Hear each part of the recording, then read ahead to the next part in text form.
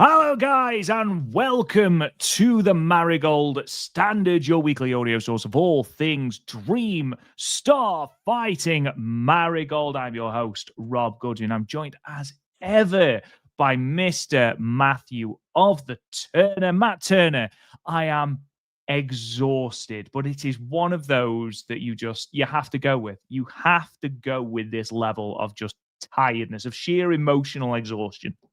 Yeah, but in the best way possible. I mean, obviously, we are here for one reason only. Rob Goodwin. Let's talk about your fancy hairdo. No, we're here to talk about one of the best wrestling shows in all of wrestling this past Sunday. We're here to talk about a pretty well packed house in Ryogoku Kokugikan. We are here to talk about Marigold Grand Destiny, the dream match, the rematch we never thought we would see. Not only that, but boy, highlighting some fantastic wrestlers and three big surprises that we were like, oh, didn't see that coming. Didn't know that I wanted that match until it happened. But boy, what a fantastic show, brother. But how are you doing on this wonderful Monday? I'm very good. I'm very good. Currently, we are at the start of the school holidays, so it is for a teacher. It's the promised land. It's El Dorado, let's say. So yeah, it's been quite nice, to be perfectly honest, to have a little bit of a more chilled out day, especially considering. I mean, you said that you had 3 hours sleep before Grand Destiny. I slept downstairs. So here you go, a little peek behind the curtain. I thought, you know what, I'm not going to wake Kirsty up at whatever ridiculous time this started. Because again, I apologize for the earlier start time. I apparently just can't work daylight savings time. So I thought, you know what, I'm going to get up, but I'm going to sleep downstairs. So got the mattress, dragged it downstairs because my alarm's really loud as well. So I dragged it downstairs and slept downstairs. Only problem is the cats are downstairs, and Fred is extremely persistent when he wants either feeding or a fuss. So irrelevant of whether I was asleep, the cat wanted a fuss, the cat got a fuss. That was at 4:30, Matt Turner, and I did not go to sleep until, I believe, 20 to 1. So please forgive me if I forget bits of Kazuna Tanaka and Shino. I've had to go back and watch that match because honestly, it was all a blur. And the main reason for that is because Fred, after his fuss, decided that, yes, it's early, you fed me, I'm now going to vomit all over the carpet, just so that you have to do that whilst you're watching Kazuna Tanaka and Shino. So thank you, Fred, on this Black Cat Appreciation Day as well. I didn't know that. All right. There Well, you I go. appreciate my sweetheart, Miss Heidi, even more. Rob Goodwin, just to keep everybody, not only me, not only you, but our fantastic listeners in the chat on cue. Sometime between now and the end of this episode, one Andy Header will be on the chat, and he's going to be there for a major reason, buddy, because Right? this show we're about to review, everybody was dressed their Sunday's best. Oh, hell yeah. In my 40 years of watching pro wrestling, I don't remember a show where you had so many new hairdos, so many new outfits, so much new gear, not only new gear, but fantastic gear. So he will be, I told him, when you get a chance, jump in, get on the chat, let us know you're there, and let us know what you think is the greatest gear from Grand Destiny and the greatest hair, because this is his big moment. Like, this is his Absolutely. WrestleMania. I don't know if there's going to be any show ever in the history of wrestling that you're going to have so much great new gear between Utami and Mayu and IYO and Kazuna Tanaka and Mai Sakurai. I mean, there was so much Victoria Yuzuki, so much great gear. So sometime we will see him comment in the comment box, and he will let us know the biggest question of all, Rob Goodwin. The biggest question of all: who took home the best gear? For me, look, I mean, you're not qualified to answer. You can throw it out there, but you're not qualified. There's only one person qualified to answer, good sir. But go ahead. That is true. I mean, let's be perfectly honest.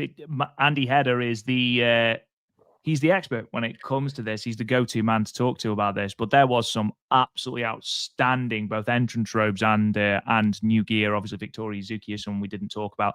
I will never, ever not be fascinated by Victoria Yuzuki's hair when she does the plait but turns it into a heart on the side of her head. I will never not be incredibly impressed by that. I thought Miku Aono's entrance robe was stellar. From that moment, I was like, oh my God, they're not going to make a lose in that entrance robe, are they? Surely. And they didn't. Lots of things to talk about in regards to what was in said this during the show, and Matt, I know you are of the same opinion. This was an absolutely incredible show, top to bottom. We knew that it was going to be. It was always going to be a show that was mainly about IYO and Mayu, and this is a feud that got me into Joshi wrestling. The sort of lore surrounding those matches.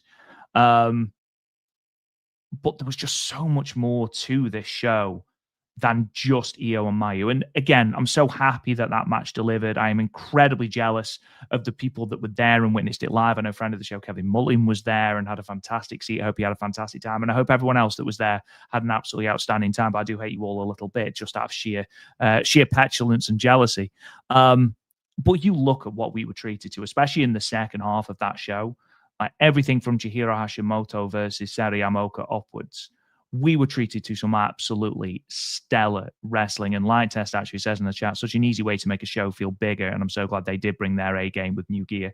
Absolutely. Absolutely. From, as I mentioned, Miku Aono's entrance robe to IYO's Queen's Quest mask to Victoria Yuzuki's mask and her hair and her new gear. Utami looked like an absolute killer in that new robe. And I can't wait to talk about that match for a number of reasons, obviously, but I also can't wait to get the chat's opinions on the reign of Utami and how it ended. Because I feel like that's going to be quite a contentious sort of topic of discussion, let's say, as we get towards the end of this show. But Matt, overall, I thought this show was pretty damn tremendous. Yeah, fantastic. Everything, from Shino to Kazuna Tanaka, the tag gauntlet, which was, everybody shined, especially we're gonna get into it. Rina Yamayaka looked like a star.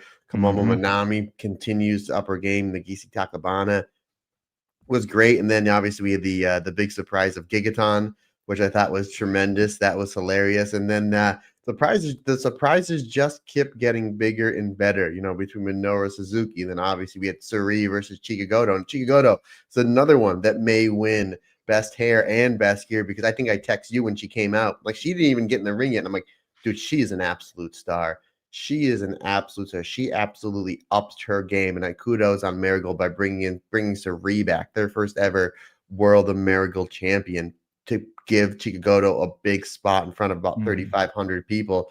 And then you're right. I mean, the Twin Star tag match was unbelievable. One little nitpick about the match, which we'll get into, we get to review, but Magenta was insane. Like, they did tag moves I've never seen before. They're so good as a tag team. Yeah, then Sari and Shiro Hashimoto was kind of exactly what we thought it was going to be, a very great ground wrestling, scientific wrestling style match. And then we just upped the intensity with my Sakurai versus Victoria Yuzuki, with Miku Aono versus Utami Hayashishita. And then, of course, that main event that literally sent chills down my spine to literally the point where IYO could not stop smiling. She was so happy to bring in the ring of Mayu, and Mayu looked nervous. Do you know what? I'm so glad you brought that up. Go on. No, I was going to say, she looked nervous up until even in the beginning of the match. Figured out once the bell rings, she'll shake it off. It took her like a good 2 or 3 minutes to shake it off. And then once she shook it off, then it was just like, I think it was like right after they did the double dives where like the IYO did the dive, and then she's pandering to the crowd. But when she turns around, oh, there's my buddy Mayu. And then it was full-fledged, absolutely insane Mayu. But yeah, you can tell that how much this meant to Mayu. Even on the press conference the day before, when like IYO walked into the room, she broke down into tears. Like, and IYO really didn't know how to react. I don't know if she thought that she was going to have that reaction, but from start to finish, a great show. Obviously one of Marigold's longer show, for obvious reasons, but an easy watch. I mean, it absolutely flew by. There was no break in the action. And then we got announced that next year they're going to be doing 5 big shows, 4 pay-per-views, and then Mayu's 15th anniversary show. So a lot to look forward to. Yeah, sorry, I've just got distracted by Andy's comment in the chat, who said it's an amazing show but hard to watch, as I kept getting distracted by the guy in the front row with the full hummingbird cosplay. You need to focus, Andy. You need to focus. I didn't see that at all. I would laugh. It's just hummingbird being a second just sitting down. No, I didn't notice that, I must admit. But again, I was absolutely exhausted. So I'll be honest, I wasn't focused on anything else. At one point, it was just after the Utami and Miku Aono match, and I think I'd sort of come onto a bit of a slump, and I was, oh my God, I hope I make it through IYO and Mayu, and then Mayu's music hit, and I was like, "Yeah, I'm fine. I am wide awake for this." But you're absolutely right, Matt. There was a palpable sense of nerves from Mayu, and I haven't seen a nervous Mayu time. This was referenced on commentary as well. I haven't seen a nervous Mayu in God knows how long. Like we're talking years and years. She's always been the epitomization of sort of almost confidence to an arrogant degree in some cases, especially when she's wrestling someone lower down on the totem pole. But here, yeah, you could see just how much this meant to her. And I think you look at why Mayu left Stardom to go to Marigold. And there was some who thought it was inevitable, some who couldn't understand why she'd left, because obviously there's going to be more money in Stardom and all that. You look at Mayu's entire reaction from the first press conference through to when it was just her and IYO, all the way through to this show. You look at the unrequited joy as she's standing in the ring with IYO at the end of this match. That's in Mayu I haven't seen in Stardom in years. And certainly, as good as her matches were in that final year of her Stardom contract, she didn't have anything close to the joy that she had standing in that ring. And it wasn't just with IYO. It was with Victoria Yuzuki. It was with Miku Aono. You know, it was with Sariyama Oka and Komomo Minami. And I think that's really important. You can be paid as much as you want. You can be revered as, you know, the icon of pro wrestling and, you know, all this as the Stardom icon. But if you're not necessarily happy, or if your heart is somewhere else, sometimes you've got to follow that heart. And Mida, absolutely, my friend, this match was proof to Mayu that she had made the right decision. Could not agree more. Could not agree more. So yeah, we're going to get into all of that. There's just a couple of bits of news I want to get into first. And the first things first, Matt, is that Mayu has no days off, apparently, because today on Monday, Magic Takumi Iroha defended the GHC Women's Championship against Risa Serra, who will be retiring very, very shortly. And as she was looking for another challenger, who should come out, Matt, but Mayu Iwatani? So literally hours removed from the dream match of Mayu versus IYO, the dream destiny, the match we've all been waiting for, we now have the potential to revisit Mayu Iwatani and Takumi Iroha again, which of course they had two absolute bangers in 2020, two absolutely stellar matchups. We potentially get to see this again. Now, at no point did Mayu explicitly challenge for this belt. That is worth noting. But she pointed at the belt and came out to confront the GHC Women's Championship. I don't think it needs an official challenge, but I imagine that this could happen on the upcoming No show. I mean, no, I have a show at Nippon Budokan next year, early next year. So maybe it could happen there, Mr. Turner. Yeah, that's a possibility. Again, the rematch we didn't think that we were going to get from 7.5 years ago, Mayu and IYO, we got. And then 24 hours later, the rematch that we were like, yeah, maybe there's a possibility, but a match that's been 5 years in the making. Because again, those two matches that they had in 2020, they were 1-1. Takumi won the first one, and then Mayu won the rematch, which was for the World of Stardom Championship. And folks, if you haven't seen those two matches, definitely go out of your way to check them out. So now this is the rubber match, Rob. This is the rubber match between Mayu and Takumi Iroha. Not only that, if you remember about 2 months ago, we set up Mayu versus Miyamoto for the Superfly Championship. So Mayu has a lot of people on the Marvelous side that she has. She's getting ready to wrestle. So you throw that in, and then again, obviously a massive match that she had with IYO SKY, IYO Shirai just this past Sunday. So a lot cooking for the icon of Joshi Pro Wrestle, that's for sure, buddy. I'm intrigued to see where they go with that, as opposed, you know, and what I mean by that is who's going to win that match. Are they going to give Mayu the belt? Especially if we're going to have Mayu versus Miyamoto, which is a match I'm so desperately excited for. Maybe at First Dream, which we did have announced, which I can't wait for. Are they going to have Mayu go over both Takumi Iroha and and Mia Momono. That's something that's going to be very, very interesting. Wherever they do Mayu versus Takumi Iroha, that's going to do big numbers, because that's a great match. And there was a lot of excitement today on Monday Magic when Mayu came out. Mayu looked absolutely over the moon, by the way, just generally really, really happy to be there. And Mayu's got one of those smiles, the Mirai smile, that if she smiles, you can't help but feel. It doesn't matter how crap a day you've had, you see that smile, you start smiling as well. So it's great to see that is on the horizon for both Marigold and for Noah and for Marvelous as well. And then, Mia Momono versus Mayu. Come on, get on with it, Marigold. Matt, you've already mentioned it, of course, but we did have announced the big show schedule for next year for Marigold, 4 pay-per-views and 1 big show. Sonny did mention on English commentary that Rossi had always envisioned that Marigold would have 4 pay-per-views in a year. 2026 will be the first year that Marigold are able to have those 4 pay-per-views. So the 4 pay-per-views next year will be Marigold First Dream on the 3rd of January 2026 at Ota Ward City Gym. We then got Marigold Shine Forever on the 23rd of May, again, Ota Ward City Gym. Marigold Summer Destiny, they are bringing it back after a year's absence. That's going to be on the 9th of August, which will be just before the start of the Dream Star Grand Prix. That's also in Ota Ward City Gym. And then we did announce a return to Ryogoku Kokugikan on the 24th of October for Grand Destiny. So all 4 of those, First Dream, Shine Forever, Summer Destiny, and Grand Destiny, will be pay-per-views. But we also had Mayu Iwatani's 15th anniversary show announced as well. Icon Forever, Mayu Iwatani, 15th anniversary, the 24th of January 2026, Korakuen Hall. January is going to be a big month for Marigold, Matt. Yeah, absolutely. And it does seem like Grand Destiny, since that's the only show they're running next year in Sumo Hall. It seems like to me that's their big show. Like that's their Wrestle Kingdom, that's their WrestleMania. So it seems like that's going to be their big show. But I like how they're doing the other 3 big shows in Ota Ward, to kind of put their stamp on, like, okay, like Ota Ward's going to be our really big shows. Korakuen's going to be the one that's going to set everything up.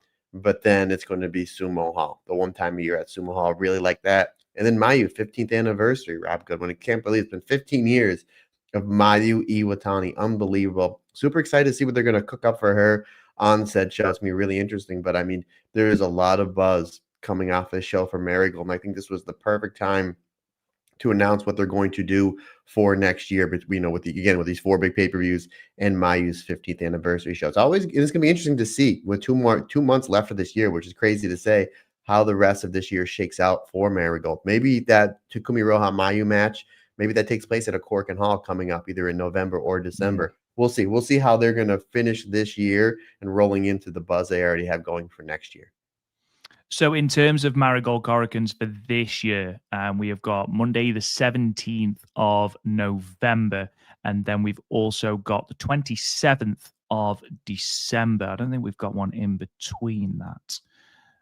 No. So they could potentially do that on the 27th. I'd be surprised if they did any big title matches on that Korakuen Hall show on the 27th, with First Dream being just a week afterwards. But I imagine we'll do quite a few preludes. If you want to do big numbers at Ota Ward, you could potentially have Mayu versus Mia Momono on one of these Korakuen Hall shows, and then have Mayu versus Takumi Iroha on First Dream, which again would bring in good numbers. And then of course you've got a World Championship match, a United National Championship match, potentially a Twin Star title as well. You're going to do some good numbers there, I would have thought. And again, I think, did they draw 1,800 last year or this year to First Dream? So I'm sure with that they'll be looking at over 2,000. Yeah, that'll probably be the game plan. Again, now, and they have Mayu now, the Mayu Iwatani effect. So, well, yeah, when we spoke to Rossi, which I'm going to do a not so subtle plug for in a moment, he did say that the biggest impact from Mayu wasn't backstage, it was the attendances, which has been a marked notable thing. I will just say as well that October 2025, it is the second highest in company history. So the highest is May 2025. which is obviously when Mayu debuted, that had 6,312 as a total attendance. October 2025 is sitting at 5,912 with just the one show to come. So again, Marigold looking very good in terms of total attendance as we near the end of 2025. Moving on just a little bit more, Matt, we were talking about this just before the show started. Bob Sasaki, who technically did main event the show. I mean, the man his flowers. Give the man his flowers. Absolutely. He refereed the main event. I know there was a little bit of discourse about sort of, well, he refs for Stardom. Why is he reffing in Marigold? Well, he did put something on Twitter, actually, that basically he was sent to Marigold with the blessing of President Taro Okada, who apparently on his way just said, please support Mayu-san, which, again, during our interview with Rossi, he seemed to make it very clear that his issues were with a different person, as opposed to with Taro Okada. There is that photo, of course, of Mayu winning an award that I can't remember the name of, and Rossi's on one side and Taro Okada is on the other side of her. So clearly there is I don't want to sort of big things up or anything like that, but the fact there seems to be less of a frosty relationship between Taro Okada and Rossi than Rossi and the previous administration at Stardom, Matt. But again, I think that was a really nice show of faith. And apparently IYO did say to Bob, this is just like 7 years ago, isn't it? So it was very nice that we were revisiting not only that feud, but also to see Bob involved as well. Yeah, that was a good gesture from Taro Okada, because he could easily said, like, you're under Bushiroad contract, you ref with us. No, but he was like, no, go, look after Mayu, go support this. So it really seems that Rossi and Mr. Okada, it really seems like they get along really well. Why can't we all get along, Rob?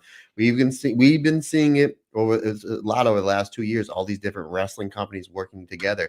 Obviously, we'll talk about it more in the Stardom cast this week with CMLL announce our partnership with Stardom. So it's just like, who's not to say in 2 or 3 years we're doing something where we have Marigold and Stardom working together? Like, why not? I mean, why not? I mean, how awesome would it be to see maybe Thunder Rock versus Wingory? Because obviously, again, we're going to get into it at the end where they said, hey, let's bring back Thunder Rock. I mean, there's the possibilities are endless right now of what can happen in pro wrestling. And again, 20 years ago, folks, you never saw this. WCW, WWE, they never worked together. You did get that New Japan versus UWFI feud, which is really, really good. But it's just like, this forbidden door, for lack of a better term, has been blown off the hinges. It really, really has. So again, it was really cool. Great gesture from Taro Okada telling Barb, yeah, no, go ref this match. I thought it was really, really cool. And then added a lot more to it, because I think, because he's such a seasoned referee, that when you have a good referee, it makes a great match so much better. When you have a referee that's in the way or is kind of off cadence on counting, which we did see a little bit on this show, by the way, Rob. Like, I don't like that. If you're going to do 1, 2, don't delay it. Like I don't like that. I've been seeing a lot.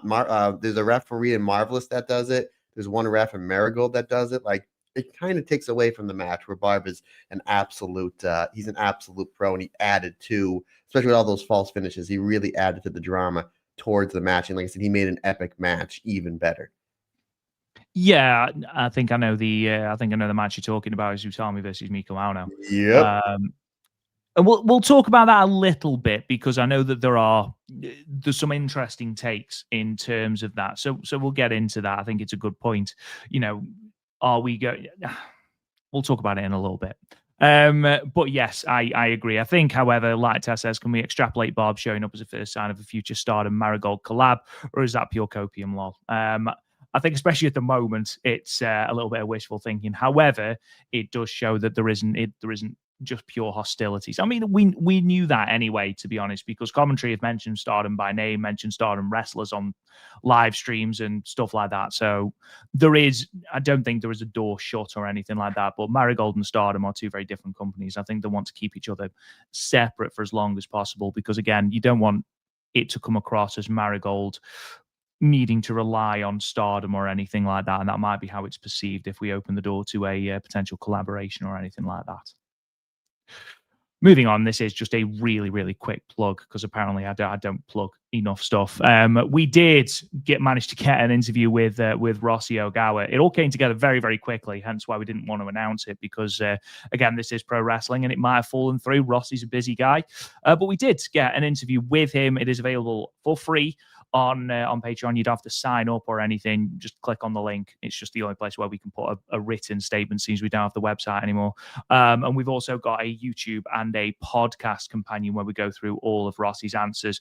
We go through the entirety of his career from All Japan Women all the way through to Marigold. Some really good, interesting points as well from Rossi. So yeah, something really, really cool that we managed to put together, which was nice, man. Thank you to Mr. Adkins, who's just put a $1.99 super sticker. I don't know what that is, but thank you. Thank you very much. It's like a tip. We had a couple people. Thank you, Mr. Adkins. We had a couple people that did it when we did our All-Star Grand Queendom review back in the spring. Thank you very much. Didn't know that was. But yes, so again, it's worth checking out whether you can just read the audio one. Read the written one or listen to the audio one or watch the video companion as well. We do have pictures and stuff as well from his time as a photographer with New Japan as well, where he's with Antonio Inoki and Muhammad Ali, which is always really interesting. Real quick, since Rob said he doesn't like plugging things, I'm a big fan of plugging things. Folks, don't forget, it was announced earlier today, coming out in about 1 month's time, Rob Goodwin's next book, Building Blocks, 50 of Wrestling's Greatest Matches, illustrated by our good friend, one Matt Charlton. So yes, obviously Rob does not like plugging his stuff. I will more than happy to tip my cap and my tie, pun somewhat intended, to plug your stuff, brother. I'm so excited for when that comes out, my man. I know you've been working on that. That's gonna be what, 4 or 5 years in the making, something like that. The idea of doing Building Blocks, I think, was 2022, and I was going to do 100 all in one, and then I realized that was going to be about 900 pages, so I split it into 2. So yeah, the first one is out December 1st. Hopefully, the second one will be out roughly the same time next year. So yeah, and again, if your favorite match isn't in it, go to the back. There is a list of the ones I'm doing for the second book. So again, just bear with me. I am but one man. Right. Do you know what? Sod it. Let's go straight into the show. Let's talk about it on the chat. We did put a poll up saying, what grade did you give Grand Destiny? And everyone has said A, which again seems to be the prevailing opinion with this show.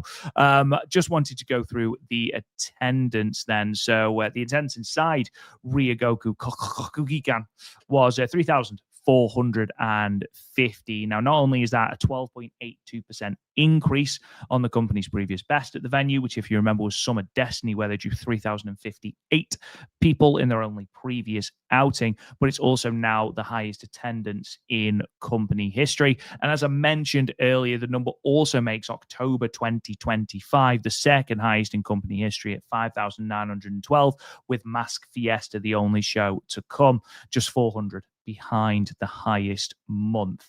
Now, I did see a little bit of interesting sort of discourse around the number, and basically that Marigold would be a little bit disappointed potentially with the number. Just sort of going back through 2025 at Ryogoku numbers, the 2 highest numbers are obviously New Japan shows. Sakura Genesis in April drew 6,640, and then King of Pro Wrestling just a couple of weeks ago drew 5,372. But in terms of everything else, Marigold outdrew Nagi Sayaka's produce show and the Lucha Fiesta special, which I think they would have been disappointed had they not outdrawn those 2. I think Unagi's drew 1,800, and I think the Mass Fiesta drew 2,700, I think. The 2 shows that I think are more closely comparable are the two Noah shows. So Memorial Voyage, which was their 25th anniversary show. So it was a huge show for Noah. That drew 4,500 people. However, the Wrestle Odyssey show, which was just a few weeks ago on the 11th of October, that did only draw 3,617. So again, we're talking a handful of people away from that last Noah show. And if you were to go back to 2024 and look at the TJPW number for Ryogoku for their Grand Princess show in March, they drew 2,349 for that. So again, I don't think Marigold are going to be disappointed with this number at all. Had they not outdrawn Summer Destiny for the year before, I think they would be very disappointed. However, falling short of a Noah show by less than 200 people, and the only ones that significantly outdraw them were the two New Japan shows, which we wouldn't be comparing Marigold to New Japan anyway. I don't think this is a disappointing number at all. And I must admit, the crowd that was in there lived and died for everything. They were a great, great crowd. Yeah, New Japan has 50 years of cachet. I think they started in 1972. So they've been around 50 years, where Marigold's been around a year and a half. So it's like, yeah, Exactly. you really can't compare the two. It's really not fair comparing any wrestling company in Japan right now to New Japan. And now in the 90s, obviously you could, because of you had All Japan, FMW, and UWFI, but now it's been pretty much the New Japan show since from 2012 until current day. But yeah, I think it's a really good number. We kind of figured that they wanted to do around 3,200. We would have felt that would have been a success. Obviously, you have Mayu in, obviously IYO, not only Mayu and IYO, but Mayu versus IYO. And a lot of people, Rob, they're like, well, that's the reason why they drew the number. And I'm like, yeah, that's the commercial answer. But me and you, Rob, we dissect this differently. Mayu IYO did okay, but what did this show have on it this year that didn't have last year? I think everyone knows the answer to this. Megaton. That's right. That's Hell right. yeah. That's what it was. It was Mega again. IYO Mayu, great, 5 stars. We're getting a match of the year contender. Yada yada yada. People were here, Rob. People came to Ryogoku Kokugikan to see Megaton absolutely steamroll Minoru Suzuki, and then basically let him off with a pass, if you ask me, because she had him right where he wanted him, right where he wanted him. Right, Minoru Suzuki was the king of pancrase, the king of wrestling, the king of submissions. But anywho, but no, honestly, great number. This is a really good number. Now, there was a little bit of chat, and I can sort of see where this comes from. Not saying that the number was disappointing or anything like that, but they brought up sort of almost a lack of sort of advertisement. Sort of aside from saying, look, it's Mayu and IYO, look, there wasn't a great deal in terms of that. And sort of I looked at that, and obviously you can't do too much with IYO, because obviously IYO is wrestling with another company and has her time taken up with that. And when she could come and do stuff for Marigold, she did. She filmed the vignette. She did the press conference the day before. However, I don't think, aside from the house shows, I don't think there was a great deal, or at least from a Western standpoint. Again, I am talking solely from a Western standpoint. I don't know what it was like in terms of in Japan, because I'm not there, and I might be completely out of line in that case. But aside from IYO and Mayu, there didn't seem to be much of a push in terms of the other matches. Maybe a little bit for Utami and Miku, especially around Miku and doing the samurai training under the waterfall, which I know Haruki Goto did. And it was part of his Tron. I don't know if it still is. But there wasn't a great deal. And I was wondering if you had picked up on that as well. Really seemed like what they were doing at the house shows was a little bit of Miku Aono and Utami. And we've been talking about this last 2 weeks on the Marigold Standard, and a lot with my Sakurai and Vittoria Zuki. They did a phenomenal job building that matchup at the house show. But again, we're literally half a world away. So we didn't know what the advertisement is or was. My only thing with that, Rob, is you have a WWE superstar coming in IYO. And yes, IYO did the vignettes. And AEW does this with Stardom. Do a retweet.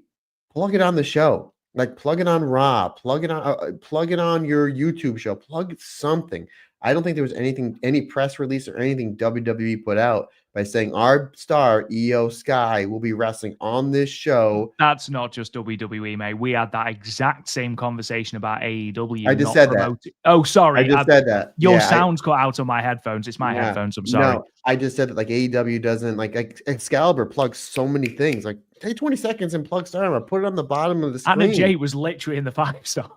Yeah, that's like WWE could have been like, even like during an EO match, because he mentioned every now and again, Michael Cole mentioned something with Stardom with EO and Julia. And be like, speaking with EO will be on the show, and then put this thing on the, give the website to Wrestle Universe. For more information, go to Wrestle Universe and maybe put the QR code there. It takes 2 seconds. They're multi-million dollar companies, multi-billion dollar companies, WWE.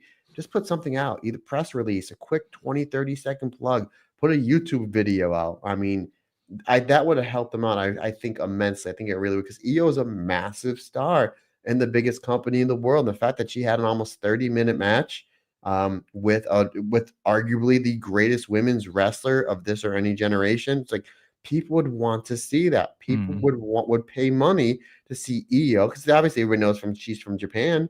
And people would want to see EO. Oh, EO's back in Japan. She's wrestling her former tag partner, somebody that she's feuded with. How do I see this? It would have taken next to no effort at all. I think it would have helped Marigold out quite a bit. Again, I don't know. I don't know what the politics are. I don't work backstage, but you're absolutely right.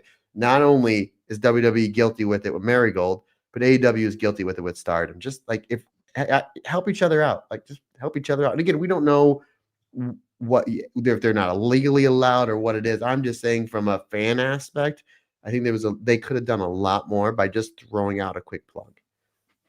Jasper Jr. says that 30 seconds could be used to plug Slim Jims or vodka, though. So, you could have had EO. You could have had EO do the moonsault into the Slim Jims, and then there you go. The Slim Jim on one side. She snaps into it. When she snaps into it, the QR code for Wrestle Universe comes out. Come on, I figured that out in 10 seconds. You got $1 billion company. You can't figure that out. Mountain Dew presents Mayu Iwatani versus IYO SKY. It's just one of those awful what's it matches. See, Brandon gets it. Yeah, there it is. See, somebody's got to call me. Like we just give out. How many times do we do interviews with people? We just did one with Alejandro Quindiata where we gave her halfway through the interview. We gave her 3 T-shirt ideas. Like we did, yeah. We're just giving up. By the way, Andy had he texted me that he's working late, but he has texted me his winners. Rob go one. So we're gonna keep everybody on the hook. Absolutely, keep everyone on the hook. Yes, absolutely. There's only one winner in terms of hair, and I can tell you it's nobody other than Victoria Yuzuki. So there you go. We'll find out. Let's go through the results then for this show. So singles match, Kazuna Tanaka defeated Shino with a move christened the number 6 in 6 minutes. Gauntlet tag team match. So the team of Shoko Kashino and her mystery opponent, which was revealed to be Gigaton, they won the Gauntlet tag team match by last eliminating the Darkness Revolution team of Nagisa Nozaki and Ria Saito, with that coming in 25 minutes and 18 seconds. Singles match, and perhaps my favorite, unironically, of this entire show, Megaton lost to her mystery opponent because that mystery opponent did actually turn out to be Minoru Suzuki. It turns out that M does stand for Murder Grandpa. Megaton losing via verbal submission, which was brilliant. I thoroughly enjoyed this match in 6 minutes and 27 seconds. Singles match, Chika Goto also lost to her mystery opponent, but that mystery opponent did turn out to be Sari. So again, that's understandable. And Chika Goto, completely different competitor than the one that faced off with Sari and Korakuen Hall in that tag team match that also involved Nanae and Arisa Nakajima. Sari putting away Chika Goto with the diving double foot stomp in 11 minutes and 34 seconds. Marigold Twin Star Championship match. The Darkness Revolution team, Misa Matsui and Chiaki, defeated Magenta, the team of Maria and Riko Kawahata, the champions. Misa Matsui pinning Maria with a European clutch in 10 minutes and 37 seconds, reversing the Excalibur. And most importantly, Chiaki getting a little bit of revenge over that Dream Star loss. Singles match. This was everything I wanted it to be. Chihiro Hashimoto defeating Seri Yamaoka via a shoot pinfall that I've never seen before in 10 minutes and 37 seconds. We had three straight bangers. Marigold United Championship match. Victoria Yuzuki defeated Mai Sakurai to become the brand new United National Champion with the victory sunset in 20 minutes and 36 seconds. Her own sort of take on the Sky Twister press, almost. Marigold World Championship match.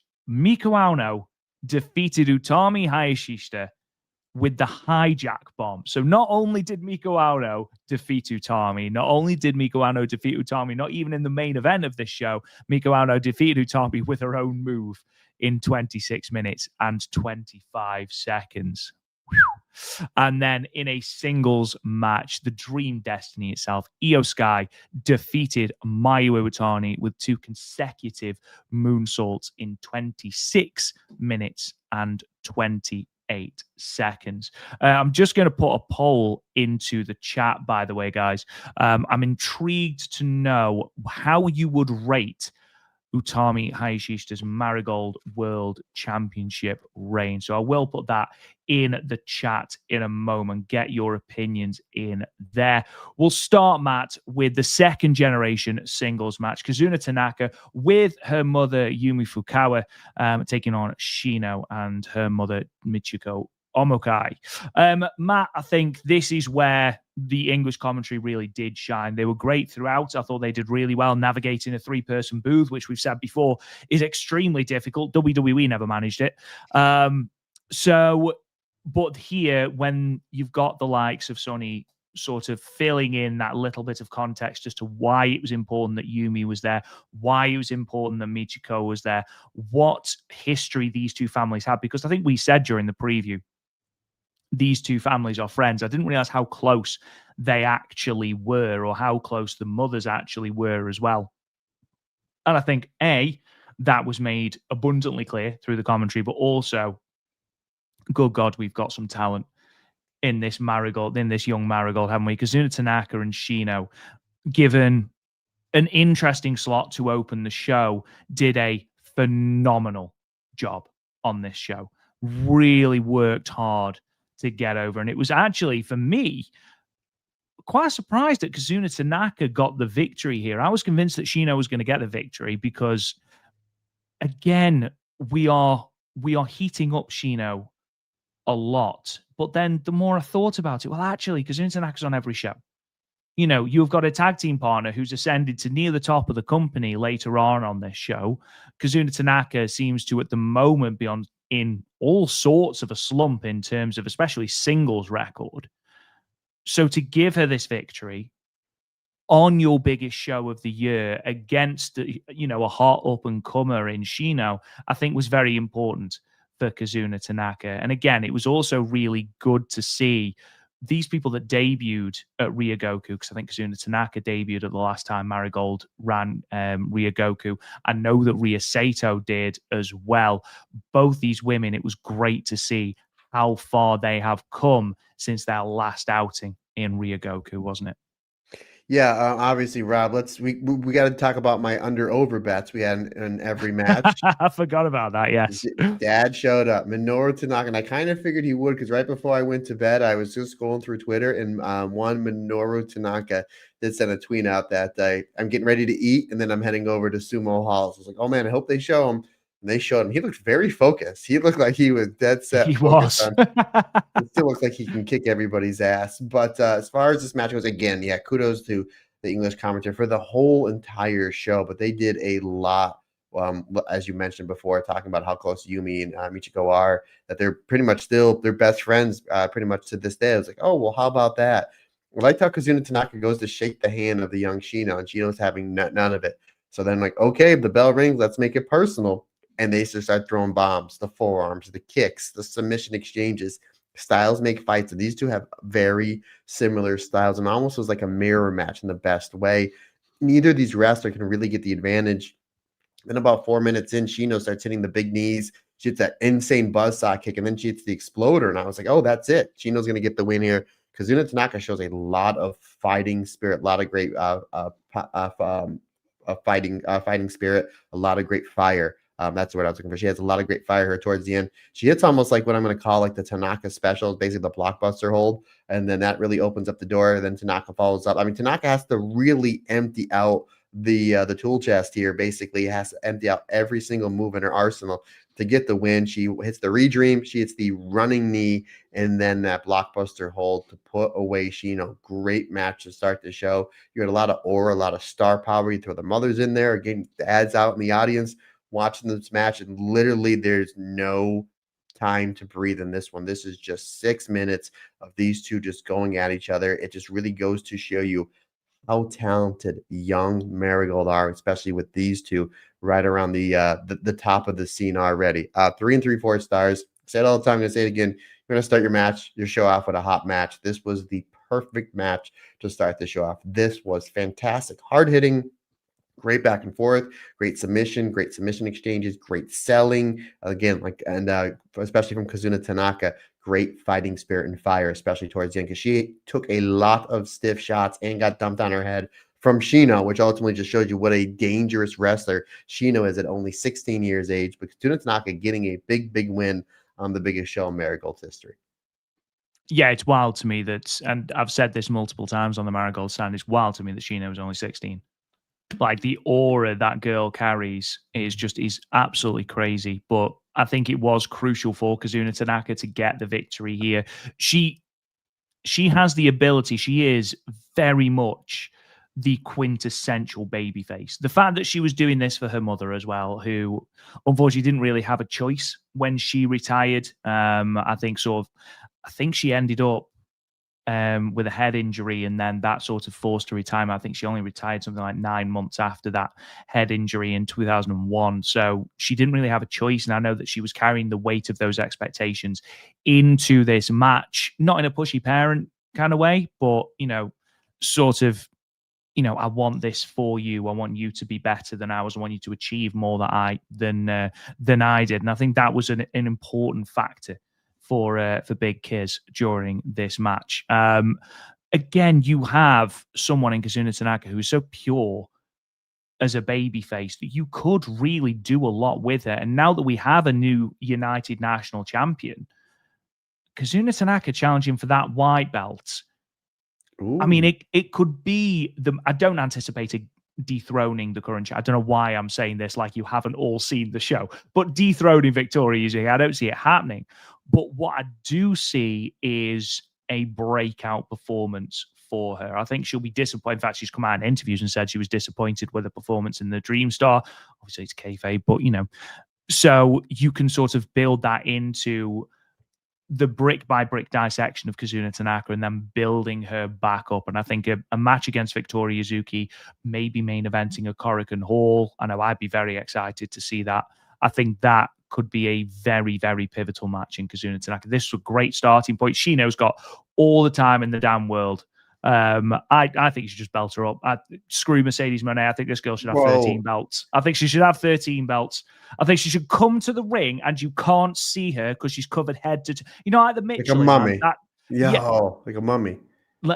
Do you have Michelin in America? Yes, we do. I know what you mean. Okay. I didn't know. I think you should just have her come out as the Michelin man, covered in belts, someone having to help her to the ring because she's got to try and walk with all these belts on, and just have her just rinse every promotion she goes to. She's that good. I just said the mummy because Halloween's this week. Now, Robert, we want to point out real quick, Jasper has in the chat, 16 is still a better sharpshooter than The Rock. The Rock, I want to point something out. The Rock never did the sharpshooter. He did the Scorpion King Deathlock. Oh. Honestly, I will say this. Unironically, The Scorpion King was one of my favorite films when I was younger. I loved that film.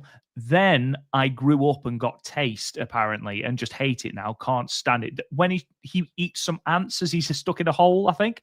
But yeah, I was like, oh, this is really good. Yeah, okay. And then I watched, is it The Mummy Returns with the absolutely dreadful CGI? You say dreadful, I say amazing. They spent $100 on that CGI. They spent $100 on that CGI, mate, and came back with change. And a coupon for a free burger at McDonald's. But yes, she does have a far better sharpshooter than The Rock. It was very well. That's the thing as well. Like, I know that me, if I was 16, again, she's grown up in a wrestling family. I completely understand that. But me as a 16-year-old, I will be far too scared of hurting my seniors. Now, obviously, I'm got to worry about Kasuna Tanaka. Our families are friends. We've grown up together. Fine, you can hurt her as much as you want. However, but to see her have this lack of fear and just like the way she dumped, who was it she dumped on their head during Korakuen? Was it Kamau Manami? It might well have been Kamau. I can't remember who it was in that fantastic sixth woman at Korakuen. She did the Sakurai on her debut. I'm like, that's the United National Champion. Yes, absolutely. Absolutely no sort of fear at all. And I love that. She's got a very, very, very bright future. Her career is by no means going to be defined by this. So ultimately, even though I predicted that she would win, she doesn't lose anything at all by losing this match. Then, of course, we went to our tag team gauntlet match. Obviously, we did find out that the last pairing was indeed Shoko Kishino, who apparently everyone in the wrestling world, apart from me and Matt, knew was actually Flying Penguin. So there we go. But also with Gigaton. Gigaton would be confirmed to be the special guest tag team partner. What makes me laugh is... do you think Shoko Kishino knew that Gigaton was going to be her tag team partner prior to this gauntlet tag team match? Because commentary made it very clear that she didn't have any idea that Gigaton was going to rock up and be a tag team partner, which if that's the case, fair play for winning this gauntlet tag team match. Yeah, and considering the fact that we haven't seen Gigaton in quite some time, we should have figured out when Naomi Ishikawa was eliminated like 4 minutes into this. Like, oh man, like we love Naomi Ishikawa, and then all of a sudden, like she comes out, she came out with like all the masks, like how Starlight Kid was doing back in 2020 and 2021. I thought that was really like they were like kabuki masks. I thought that was really cool. Like I don't remember Gigaton getting all those wins, but hey, that works for me. As far as this as a whole, Rob, again, this was great. Everybody shined. To me, the MVP of this whole entire gauntlet was Arena.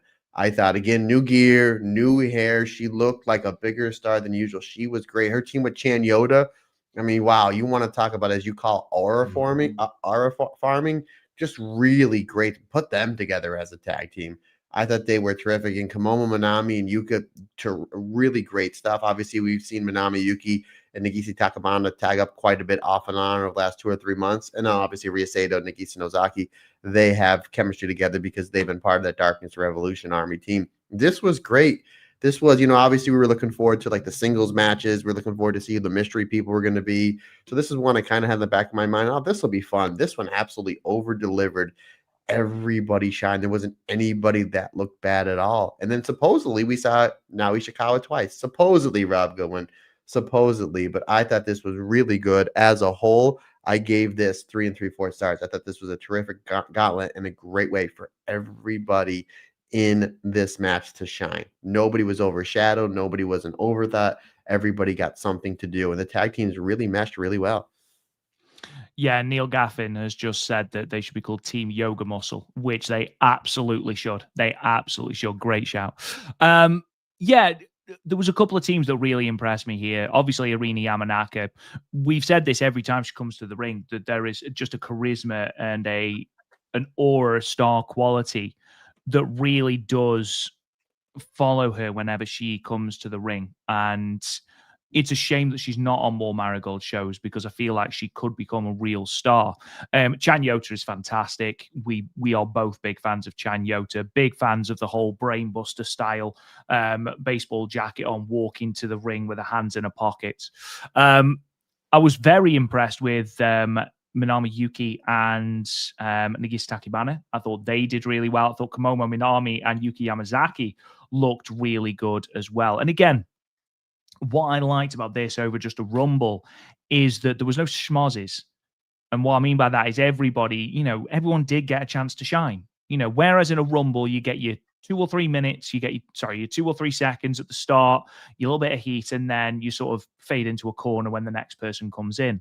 This did give people the opportunity to actually build something with the crowd. And that's why I thought Minami Yuki and Nagisa Takibana looked really good. And as I mentioned, Komomo and Yuka. For me, the MVPs were Ria Sato and Nagisa Nozaki. I thought Ria Sato in particular, she's so smooth into getting into some of these submissions now. So smooth. And she's another one that has just improved spectacularly, especially since this turn. Yes, she's not quite the perfect heel. I think she's still too timid to be the perfect. Even when she was hitting, I can't remember, I think it might have been Chanyota she was hitting with the belt shots. She was still being a bit too timid. And I think that's just because she's a really nice person. I think once she has navigated that, because in ring, her style, that submission-based style, really does lend itself to being a heel. And I think she's leaning into that. And as I mentioned, those transitions into that are great. Just that little bit of a twist. I can't remember who it was. It was Mida, actually, in the chat, who said the only thing that bothers me about the Gigaton surprise that it came at the expense of Hummingbird, who had very little time in the ring. And yeah, that's probably my one negative about this, is that Hummingbird didn't get more time in the Gauntlet tag match. I imagine, and bear in mind that I did say this, and then she went on like a 12-match losing streak. Yeah, you jinxed it. I did. And I'm going to say it again. I'm going to touch wood as well. I do think that we will see Hummingbird as more of a pivotal person in the Superfly Championship realm, because she is another one who seems to be putting stuff together on the house show circuit. The house show circuit has been really, really good for Hummingbird. And when she's been, I know that she replaced, I can't remember who it was. It might have been Mayu. She replaced Mayu in one of the main events, I think. And she did a very, very good job. A really, really good job. And considering she is really, with the exception of Misa Matsui, I would argue the only out and out sort of speedster, athletic, superfly person on this roster. And sometimes that came at a cost of it looking a little bit over convoluted. You know, there was moves that looked a bit too complicated that didn't need to and things like that. However, I think that especially with the acquisition of the dojo and the employment of Shuji Kondo, I think that that has been worked on more. And she still got that. She still got the speed. She still got those little bits of technical acumen. But I think that has been improved on massively. Hello, Andy, who says, well, if it isn't the two most handsome gentlemen in Joshi, well, thank you very much. It's great to see you, by the way, Andy. Hope you're doing well. Also, go and check out Tokyo Joshi Pod. It is tremendous listening. The only thing I would say about this as well is it seemed to be hinted that this would be a number one contendership for the Twin Star Championships. I think Gigaton is wasted in that position. And I don't mean that disrespectfully. Love Naoya Ishikawa, the Gigaton character I can sort of take or leave, really. If this is used as a Twin Star Championship match, and I'm sure they will make it work, that's not a match I'm particularly interested in. Shoko Kishino, absolutely. I'd love to see more of what she can do. The Gigaton stuff, I know that obviously you had that weird sort of almost partnership between Gigaton and the Darkness Revolution, and then she just sort of went off TV and hasn't been seen again, sort of been swept under the rug, and now she's been brought back. I'm not sure I want to see that for the Twin Star tag, especially when you had the option of literally just doing Naoya Ishikawa and Hummingbird, which I find far better as a team, or you had Arina Yamanaka and Chanyota, who I would have preferred to have seen any of the other teams. Now, again, I understand that the Gigaton thing was a surprise. It was good. It was, I quite enjoyed the chemistry between Gigaton and Shoko Kishino, just because it did appear that Shoko had no idea who her partner was going to be. But I don't know if I would have liked to have seen them win it. Because again, I'm not entirely sure that Misa Matsui and Chiaki versus Shoko Kishino and Gigaton is going to be a match that many people are going to be like, I'm circling that on my calendar. Can't wait to see that. Yeah, I think there's better options out there. Even if they did darkness versus darkness, even if Hummingbird and Naoya Ishikawa won the tournament, maybe they reverse that and Shoko and Gigaton come out first. Although I'd imagine getting that the paint off would be a little bit difficult. Yes. But well, she had an actual mask on this time, didn't she? So I imagine they just painted the bottom half of her face and then put the mask on. There you go. You could have done that. Kimono Minami and Yuki Yamazaki. I mean, you got to think they're going to, if this is a number one contenders gauntlet, which they never said it was, but regardless, this is They a did V1. I think, I can't remember if it was Sonny or Tom. I think it was Sonny. Did say you've got to think whoever wins this has got a shot at the Twin Star titles, which makes me think they are going to get a shot at the titles. Yeah, I think a really good V1 in Corkin to draw tickets and to really draw big interest in the tag division is Ria and Chiaki versus Arena and Chanyota. I think that would be Agreed. a great V1. Regardless, this was really, really fun. Everybody had time to shine. And you're absolutely right. And we've seen different promotions just to get people on the card. They'll do a rumble and someone will come in, they'll get the big pop on the entrance, they'll throw a forearm, a drop kick, and then you don't see them ever again. Everybody had something to do in this. So yeah, kudos to Marigold for giving everybody a spot and in a good spot as well on this show.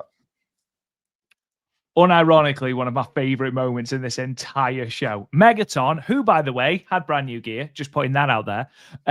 Megaton versus Murder Grandpa Minoru Suzuki. I will be perfectly honest. When his music hit, the first few bars, I won't tell you exactly what I messaged Matt with, but I was like, this can't be real. It's going to be Shin Hirota. Mm-hmm. Yeah, it's going to be Shin as Minoru Suzuki, which will be hilarious, to be fair. And unless she's already done it, she should absolutely do it again. But then Minoru Suzuki came out. I was like, oh my God, we're actually going to witness a murder live on pay-per-view. Megaton was terrified throughout the entire thing. But what made me laugh was Minoru Suzuki. Yeah, he's hard. He's a murder grandpa. Minoru Suzuki is the only person who has not been able to submit Megaton. Okay? She survived his submission and then was terrified when he went to lock in the Gotchstar Power Driver and submitted. Which just absolutely, honestly, I was like, that's the most Megaton thing that could have happened. They booked this match perfectly. Like, the fact that she's trying to plow through Suzuki with these shoulder tackles and Suzuki takes out a paper, just an imaginary paper, and starts reading it as Megaton bounces off him. Look, we knew whoever it was going to be, we weren't going to get a 5-star match out of it. Even us Megatites. Megatonites? Well, we'll workshop. I like that. It sounds like we have Megatites. It sounds like we have Megatites. That's what we're keeping. That's it. Megatites. Yeah, it's something that us Megatites will argue to the death, but we know we're probably not going to get a 5-star match out of Megaton. However, what you do get is entertainment. And I think this was really entertaining. I think a lot of people enjoyed it. A lot of people enjoyed the pop when Suzuki did come out. And obviously the match, yes, Megaton, she was battered at points during this match, but otherwise I thought it was very, very well. It was very well structured. It was entertaining. You knew you were going to get something entertaining out of this segment because why are we putting Megaton in Ryogoku on their biggest show ever and a mystery person? So it's like, who's it going to be? And I think I texted you because I kind of had the idea the day before and I was going to text you and something happened. I forgot. I think I texted you right before the match. I said, I bet you it's going to be another Megaton. Like it's going to be like the two doinks or something like that would be really entertaining. And then once the music hit and Red Partner, I'm a massive fan of Minoru Suzuki. I can't think of a wrestler I've studied more last 15 or 20 years, with the exception of like Flair, Steamboat, and like Shibata, than Minoru Suzuki. So I was like, no, it's going to be Shin. And then when he came out, I was like, oh, okay. All right. Pray for Megaton.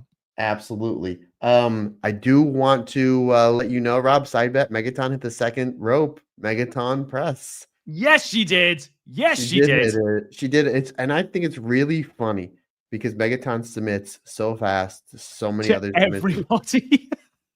You can make an argument Minoru Suzuki is the greatest submission wrestler in the history of pro wrestling because of what he's able to do in the shoot style. I mean, he legit submitted Ken Shamrock in his prime twice. I think one to a knee bar and once an Achilles lock, but twice Ken Shamrock in his prime. Like legit, I mean, I'm Karl Gotch trained. I mean, the shooter of shooters, Minoru Suzuki, puts Megaton in an Achilles lock. Megaton doesn't tap. Puts him rear naked choke, doesn't tap. Goes and put the Gotch pile driver. She verbally submits. And I saw Minoru Suzuki do that with somebody a year or 2 years ago. If anybody in chat knows who it is, please let me know. But I've seen it before where he lifts somebody up and then for the Gotch style pile driver and the person taps out. I think it was on like an indie over here in the States. I forget, but if you do get a chance, do let me know. If anybody knows who was the person that submitted to the Gotch style pile driver before you even hit it, let me know. But yeah, that's what happens here. This was all sorts of fun. 3.5 stars. Even for like a pure wrestling match, which we knew we were going to get, there was some really good wrestling there, but it was mostly the comedy, the entertaining, really great stuff. And Minoru Suzuki is just absolutely fantastic. And Megaton's reactions were absolutely priceless. This was great. Again, this is a match we're going to remember for a long time just because of like, didn't see that coming on my bingo card this year was Megaton versus Minoru Suzuki, and thoroughly enjoyed it. So kudos to everybody involved making some memorable moments, because sometimes at the end of the day or the end of the match, as great as the match is, sometimes you may forget things, because we've seen so much great pro wrestling throughout the entire world over the last handful of years. So sometimes you just remember moments, and that was a moment I remember for a very long time. Absolutely. It's important to break up a lot of what, we knew we were going to get some outstanding wrestling towards the end, especially with those 4 final matches. So it was good to see them break it up a little bit. This is actually currently sitting at a 5.35 rating on Cage Match, by the way. 15.5, is that what you said? She is the only person to break the Cage Match 10 rating, yes. Some people do call the Will Ospreay of Marigold. 5.35, which is significantly higher than. And again, you can take Cage Matches, whatever you can have your own opinion on it, but it's still the best record that we have, the best tool to use and stuff like this. And there's some what I would call very fair ratings in terms of these matches. But yeah, 5.35. For Minoru Suzuki versus Megaton, which I do actually think might be Megaton's highest ever rating in a singles match, which is quite criminal, perfectly for me. Andy Zyke, 5.35 out of 5. Yeah, you're damn right. That's right. Real quick, Rob, you said cage match is like one of the best tools that we can use, which I agree and disagree. I think obviously it's great. Cage match is terrific when it comes to that. The best tool to use is what you like. That's one of the great things about pro wrestling. We saw Darren over here said that Scotty has Mayu and IYO as his match of the year. I was talking to somebody earlier today that they didn't think Mayu and IYO was the best match on the show. They thought it was Victoria Yuzuki and Mai Sakurai. I've seen someone who said that. And you're not wrong. You can like what you like. I mean, at the end of the day, it's just, and that was really cool, because I think that when that person put that tweet out, that makes people go, oh, maybe I should go and check that match out. The other matches out, yeah, sure. Yeah, absolutely. Yeah, really good stuff. Again, great stuff. This was absolutely hilarious. And I always say, Rob, if you're having a whole bunch of surprises, your last one kind of has to be your best, right? It's like on Christmas, you're not going to open your biggest gift and then you're going to go down to like a pack of gum. The next surprise we got, in my opinion, for this show was the biggest. And kudos to Marigold, the way they built these surprises up. Absolutely. So we then moved to Chika Goto, and the S was Shibata. No, it wasn't. It was Sari, which again, the guy Shibata comes out banned from Japan. He's banned from Japan all of a sudden. Here we go, Shibata versus Chika Goto. I tell you what, though, Chika Goto wouldn't back down. I bet she'd stand up. But yes, so it was revealed to be former Marigold World Champion Sari, who of course hasn't appeared in the Marigold ring since dropping that World Championship to Utami on the 3rd of January. This is only the 3rd time these two have faced off in ring. The first was that Korakuen Hall tag team match that we talked about prior, which was fantastic. With Chika Goto and Nanae versus Sari and the Risa Nakajima, which was great. And the last being a 6-woman tag on Boxing Day. So they have faced each other before. What I thought was really interesting was, though, first singles match, completely different Chika Goto to the one that Sari would have seen even in January. And we've spent a lot of time talking up Chika Goto, because she's another one who, especially this time last year, we were looking at and going, okay, she's got the aura, she's got the charisma, she comes out, she does the whole crowd interaction thing, it's great. And then there's just something missing between the ropes. And yet, from January onwards, I personally think that hopefully we get a resolution to the Marigold and Marvelous feud soon, because that has been one of the best things about Marigold this year. And it's been a great year for Marigold, but I've thoroughly enjoyed the Marvelous versus Marigold feud. I would argue that that has done Chikagoto the best of anyone on the Marigold roster, because that main event in Korakuen Hall, where Chikagoto comes to the ring, it's her, just her left, and I believe it was Takumi Aroha that she was wrestling, and basically she's fighting to save Marigold in this match, and she gives it absolutely everything. Comes up short, but gives it absolutely everything. And from that moment on, we have seen a completely different Chikagoto in ring. And we were both really happy when they announced the card that she was getting a highlighted singles match, because she's earned it 100% from everything she's done on the house show circuits, on the Korakuen Hall shows. She has deserved it. And then to see her against Suri, who is one of the best wrestlers in Japan at the moment, irrelevant of how you feel about her. I know she can be quite divisive. I still believe her to be one of the greatest Joshi wrestlers on the scene at the moment. Probably top 3 for me. But to have her in the ring with Suri, showing her, look, this is how much I've progressed, I think was a big coup for Chikagoto. As soon as it was Sari, we knew that Chikagoto was not winning this match. However, it's not about, how many times do we say on this podcast, Matt? It's not about who wins. It's about how you lose. And Chikagoto lost in the perfect way here, which seems like a weird thing to say out loud. I slightly disagree with you. I think that my little complaint about this match is after Suri hit, and we've seen Suri, she wins matches with really one of two ways, either the top rope double stomp or the exploder. She hits the top rope double stomp. I would have had Chikagoto kick out and had Suri like, oh my God, there's a lot of fight in this girl, and then pick her up and drop her on her head. I think that would have done Chikagoto a little bit more because she showed a lot of great fire, and she was on the defensive quite a bit. But again, I think Suri hitting that top rope double stomp after all the damage she did, have Chikagoto kick out and have Suri be like, what? Like just that look. That's all you need, is that look for a split second and be like, okay, then pick her up and drop her on her head and then pin her. I would have liked that finish a little bit more. I think it would have gave Chikagoto, really would have showed the fight that she had. But this match was phenomenal. This was really all about Chikagoto. And I messaged you as soon as she came out. I'm like, I don't care who she's across the ring with. Chikagoto is a star. Like as soon as she came out of the entrance and the smoke and the lights, the new gear, the new hair, she just seemed so confident, so sure of herself. The crowd was really into her. Really, really great aura from Chikagoto. One of the most improved wrestlers in all of wrestling this year. And then I had a whole bunch of people the day before saying they think it was going to be Suri because she really wasn't booked for anything. Obviously, she worked Stardom today, which goes to show you she's the greatest freelancer ever. And just going back and forth between the two companies. Hey, you're a freelancer, you're an independent contractor, you do just the 1099 on the tax form. So I think this is genius the way that Suri's playing it. And I was like, we just had Minoru Suzuki. Like, it's got to be a big star. And I was like, I have a feeling that the people that told me that's probably going to be Suri, it's going to be here. And then we just hear the first few bars of her music. And I'm like, okay, this makes sense. And we had a great match. Like, as soon as Suri gets in the ring, and you're absolutely right, one of the best Joshis going today, one of the best wrestlers going today, and a wrestler that if you're in the ring, kayfabe, you're afraid of because of just how violent and how brutal that she can get.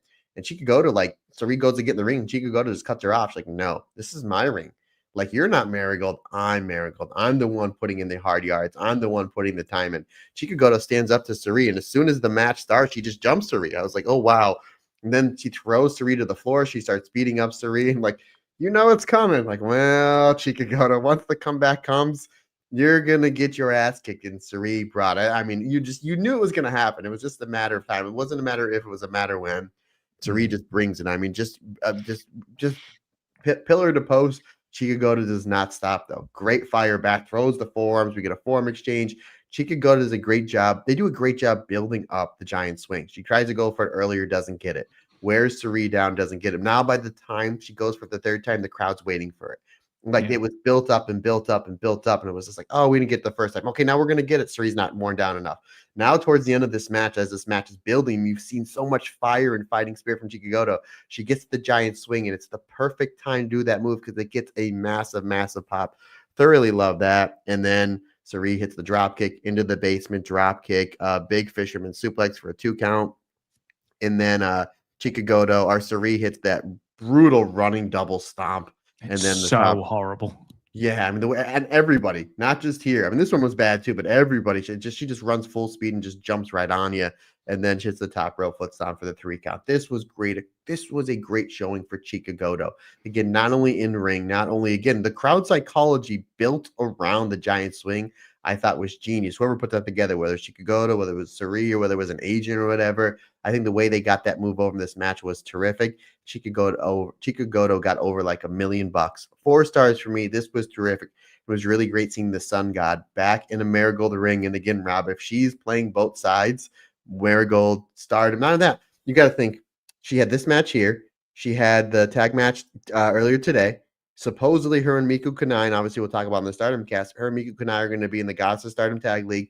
And they announced that she's going to be wrestling Chihiro Hashimoto on the Sendai Girl show coming up in about 2 or 3 weeks. So it's like, yeah, I am, again, she's the perfect freelancer. Again, why not? Why not? So, and maybe that's the footsteps that Mirai's trying to fit into. We shall see. But she just shows up wherever she, Ring of Honor, AEW, wherever she wants, and she's in high demand, and rightfully so, because everybody loves Suri. And again, it gives a different match. Chikagoto yesterday, and then tag match today across the ring from Soriano. Again, and obviously we have this Arizim show coming up in 2 weeks. We still don't know who she's wrestling. Supposedly Natsupoi said she's going to be on that show. Is she wrestling Natsupoi? Soriano's like, what about me? There is so much great stuff going for the Sun God. She's the perfect freelancer. But again, kudos to Chikagoto. She is in a new light now. She's in a bigger light, a more prominent light. So I'm so excited to see what the rest of this year and the beginning of next year holds for Go Chika. Yeah, I must admit, I'm more inclined to go with Light Test. I think you could do something really interesting with Go Chika here. You could, Sari's beaten her, and she's beaten her with the double foot stomp, which she has beaten people with before. We've seen it quite often in Stardom, especially with your Nori with it. Beat Nori with it. I know that she's beaten a lot of Suri's underlings in God's Eye with it as well when it comes to singles action. So why not do this again? Why not do this again in 6 months' time? Okay, you've got 4 pay-per-views next year. Why not do it at 2 of them? And have Chikagoto slowly but surely, a double foot stomp 1 here. Next time she hits the double foot stomp, Chikagoto kicks out. Okay, so now it takes the Uranagi, or now it takes, the backdrop, or it takes something else. And then the next pay-per-view, Chikagoto kicks out of both of those. I think you could really do something interesting with the story of resilience with Chikagoto, and the story of almost not necessarily looking for Sari's approval, but working towards almost acceptance. Because again, Sari went backstage and did her thing of mocking the talent that was put in front of her. And I think you could do something really interesting with Chikagoto to be the person that basically works up to general acceptance with Sari, to maybe even getting a time limit draw or something against Sari, and holds on and holds on and holds on to the point where Sari can't deny the fact that Chikagoto is, something that is not necessarily even a force to be reckoned with, but something to take notice of. And I think that's a far more interesting story, especially as it was very clear that we were going to be doing a Twin Towers thing. As Koki Amare comes back from that injury, that could be a really interesting story for Chikagoto on a singles level while they wait for Koki to come back. And especially if Sari's willing to do that, I think Rossi did an interview just after the show, and he said that Sari came back and said, please let me wrestle in Marigold Ring again. So hopefully we're going to see her in a Marigold Ring again sooner rather than later. Why not do this? I really enjoyed this match. I gave it 3.5 stars. I know that Cage Match currently has it at 6.86, which if you extrapolate that works out at about 3.5 stars, just under. So I think that's probably about right for where I've got it anyway. Matt, what did you give this? 4 stars. I gave it 4. There you go. Yeah, I really enjoyed it. And maybe I upped it just because of, again, how much the crowd was reacting to Chikagoto. Again, she is somebody that has completely changed her last year plus. And I am always a fan of anybody that owns their craft, busts their ass to get better, and you can see them significantly getting better. That's Chikagoto, not only bell to bell, but curtain to curtain as well. I mean, again, she's almost at that Koki Amare aura. Like, she really, really is. And again, She Yeah. has been putting, as you say, Rob, the hard yards. But I really like that idea with her and Sari. If Sari's going to be in from time to time, have her do something with Chikagoto. Have Sari bring in Chi-Chi or Miku Kanai and have Chikagoto when Kokiamari comes back. Or we've seen Chikagoto team up a lot with Manami Yuki. I would love to see Chikagoto, Manami Yuki versus Sari and Miku Kanai. I think that would be terrific. There's a lot they can do. There's a lot that they can do. Shows off the depth of the roster as well when not every single feud needs to be about a title. I think that makes things, especially like Korakuen Hall shows, when you've got grudge matches that aren't always about the title, I think that's really important. Just final thing before we move on to the Twin Star title match, Dirty Gato, I just wanted to get your opinion on this. Some people criticize why Sari wasn't advertised. What was your thought on the fact that obviously we didn't get Minoru Suzuki announced, we didn't get Sari announced, and obviously we didn't get Gigaton announced, which was the biggest of them all, obviously. What was your opinion of that? You can do either way. Minoru Suzuki is he's a big draw still. I believe he was on Wrestle Princess like 2 years ago in Sumo Hall. I think they did like 3,000 tickets because he was on. I think he wrestled Maki Ito. So Suzuki's still a big draw. Obviously, Sari's a really big draw. So I can see your point where it's just like, let's try to advertise this so we can get closer to that 4,000 number. I like the surprise. I like that. I would have, from a business aspect, I mean, this is, I think I would have advertised them. Maybe not. See, Minoru Suzuki maybe just advertised he was going to be there. So you don't know what match he's going to come out at because we've never seen a women wrestler versus a male wrestler at Marigold. So I can see both points because you like the surprise, but at the same time, you put big names like Sari, who's obviously a draw, and Minoru Suzuki a draw. It would definitely help ticket sales. It definitely wouldn't hurt. But so I see both points. But let's say you, partner, what do you think about that? You think they would have been better off advertising the two of them, or did you like the surprise aspect of what they did? I don't know if there was something going on that meant they couldn't announce Sari. Maybe. However, look, intrigue is always going to be a powerful thing in wrestling. If you've got a mystery opponent, people are going to want to go and see who that mystery opponent is. Now, again, you're going to get a comedy match out of Megaton, certainly. So potentially that's going to be, it could be Shin or, whoever. I think it doesn't particularly offend me that they didn't announce this at all. Okay. Again, as I've mentioned, a mystery opponent will always bring that level of intrigue, that level of curiosity, and people will want to tune in. It also added a completely new level of interest into a Megaton match, into a tag team gauntlet match, into a Chikagoto singles match, which he absolutely deserves. So again, it's something that doesn't necessarily offend me, and I think it worked okay here. How many more tickets would you have shifted with the advertisement of Sari, Minoru Suzuki, and Gigaton? I don't know. I don't think it would be noticeable personally, and I don't mean that in a negative way, but I don't know how many more people would be buying tickets if they knew Minoru Suzuki was on the show, or if they knew that Sari was on the show, or if they knew Gigaton was on the show. One thing you could now do, Rob, is like if there's ever a match where they're doing a mystery person, they can be like, "Hey, last time we had a show where there's a mystery person. We had Minoru Suzuki and Sari. Who's it going to be this time? Who's it going to be this time?" So you can really hang your hat. Hey, whenever we have a mystery opponent or a mystery partner, we always hit it out of the park because our track record is really good.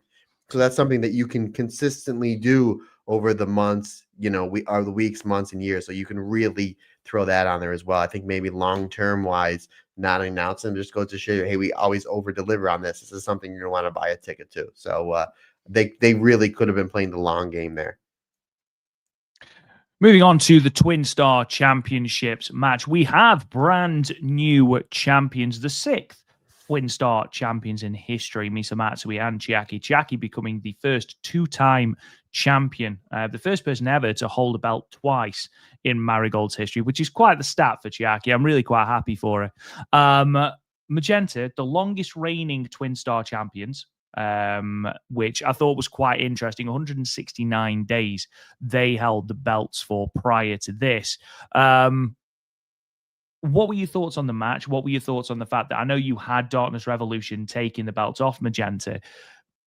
I would have liked to have seen Magenta hold the belts for longer. That's just because I'm a huge Magenta fan, and I think there was more left in the run. However, I did like the match. I thought Misa and Rika worked really, really well. But again, I personally think Maria is so good and so underrated. I'll get my one negative out of the way, Robin. This since I've been covering Joshi over the last 4 years or so. I see this so much in Joshi matches, and I want to rip my hair out. The finish, Don't it? Looks lovely. it does. Don't get me wrong. The I finish, know. Oh, I know what you're gonna say. I I know what you're hate, gonna and say. it's not just this match. They hit a big move, like one of their finishers. Like Micah. Now I love Micah. Oh my god, absolutely love Micah. Can't wait for her to return.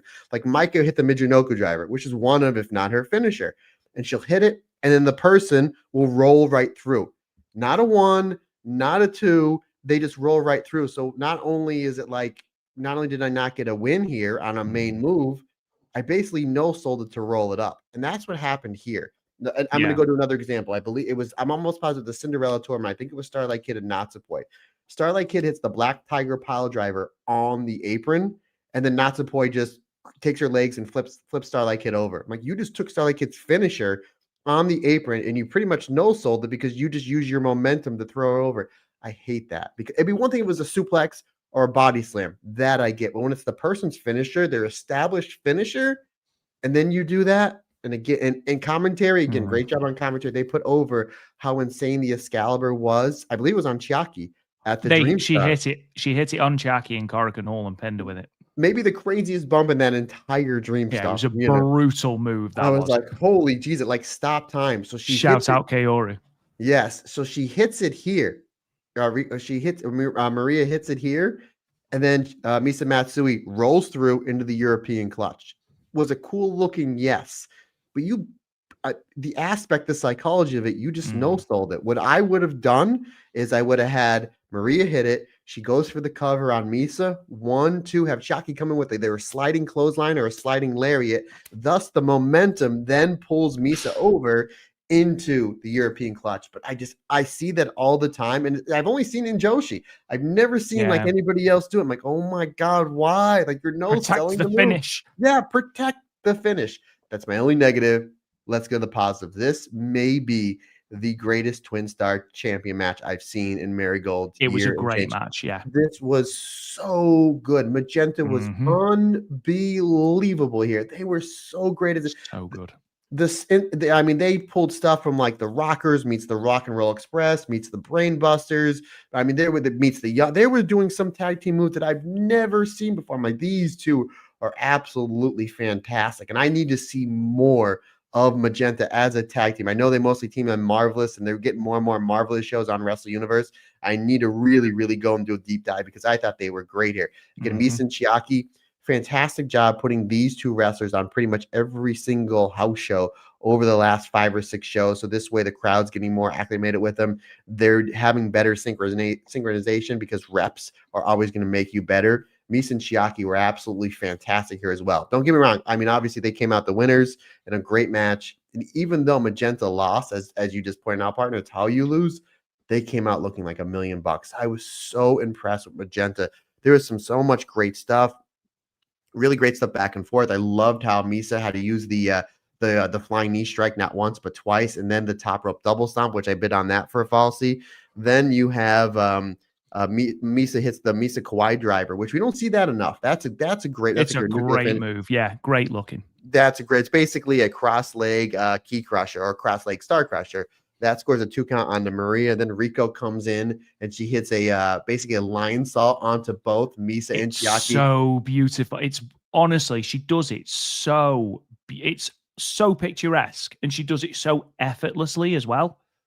Yeah, I like that because it looked like Misa was getting ready to put away Maria, and then Rico comes in, and not only that, but it was like double team move. Like Misa would hit something, kick out, then her and Chiaki would hit something. So like they're building, like they're really breaking down Maria here, and then Rico comes in, hits the moonsault, and just wipes them all out in one move. Like that really puts over how dangerous and how great her moonsault is, or lion salt. I thought that was great. Double super kick to Misa Matsui, then a double choke slam to Misa Matsui. That scores a 2 count.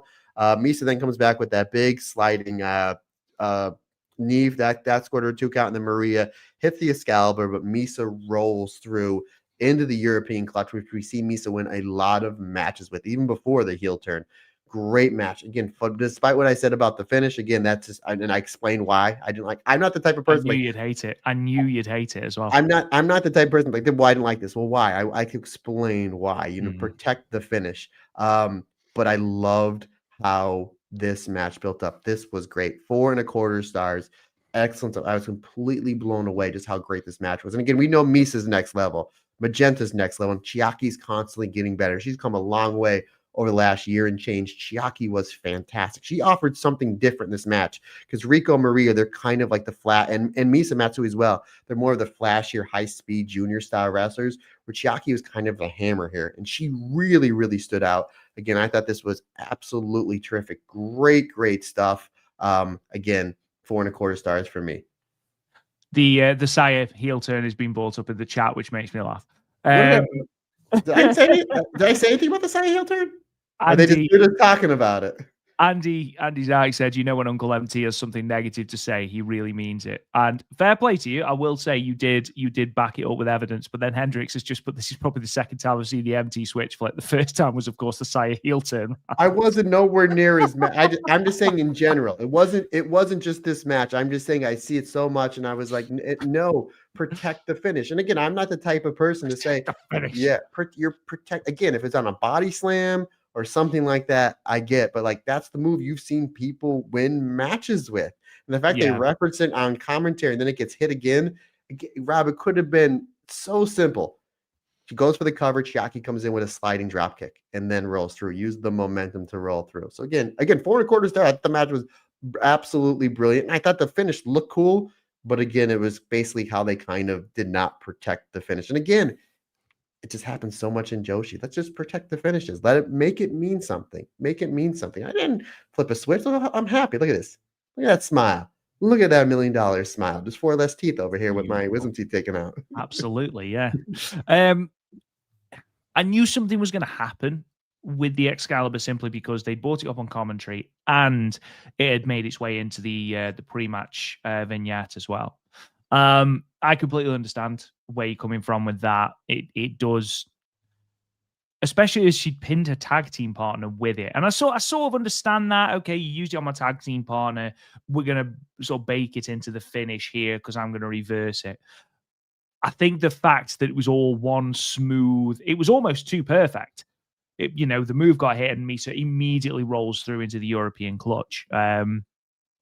Had there been some sort of shenanigans that led to Misa then rolling Maria up following the Excalibur into the European clutch, I think it would have been an easier pill to swallow.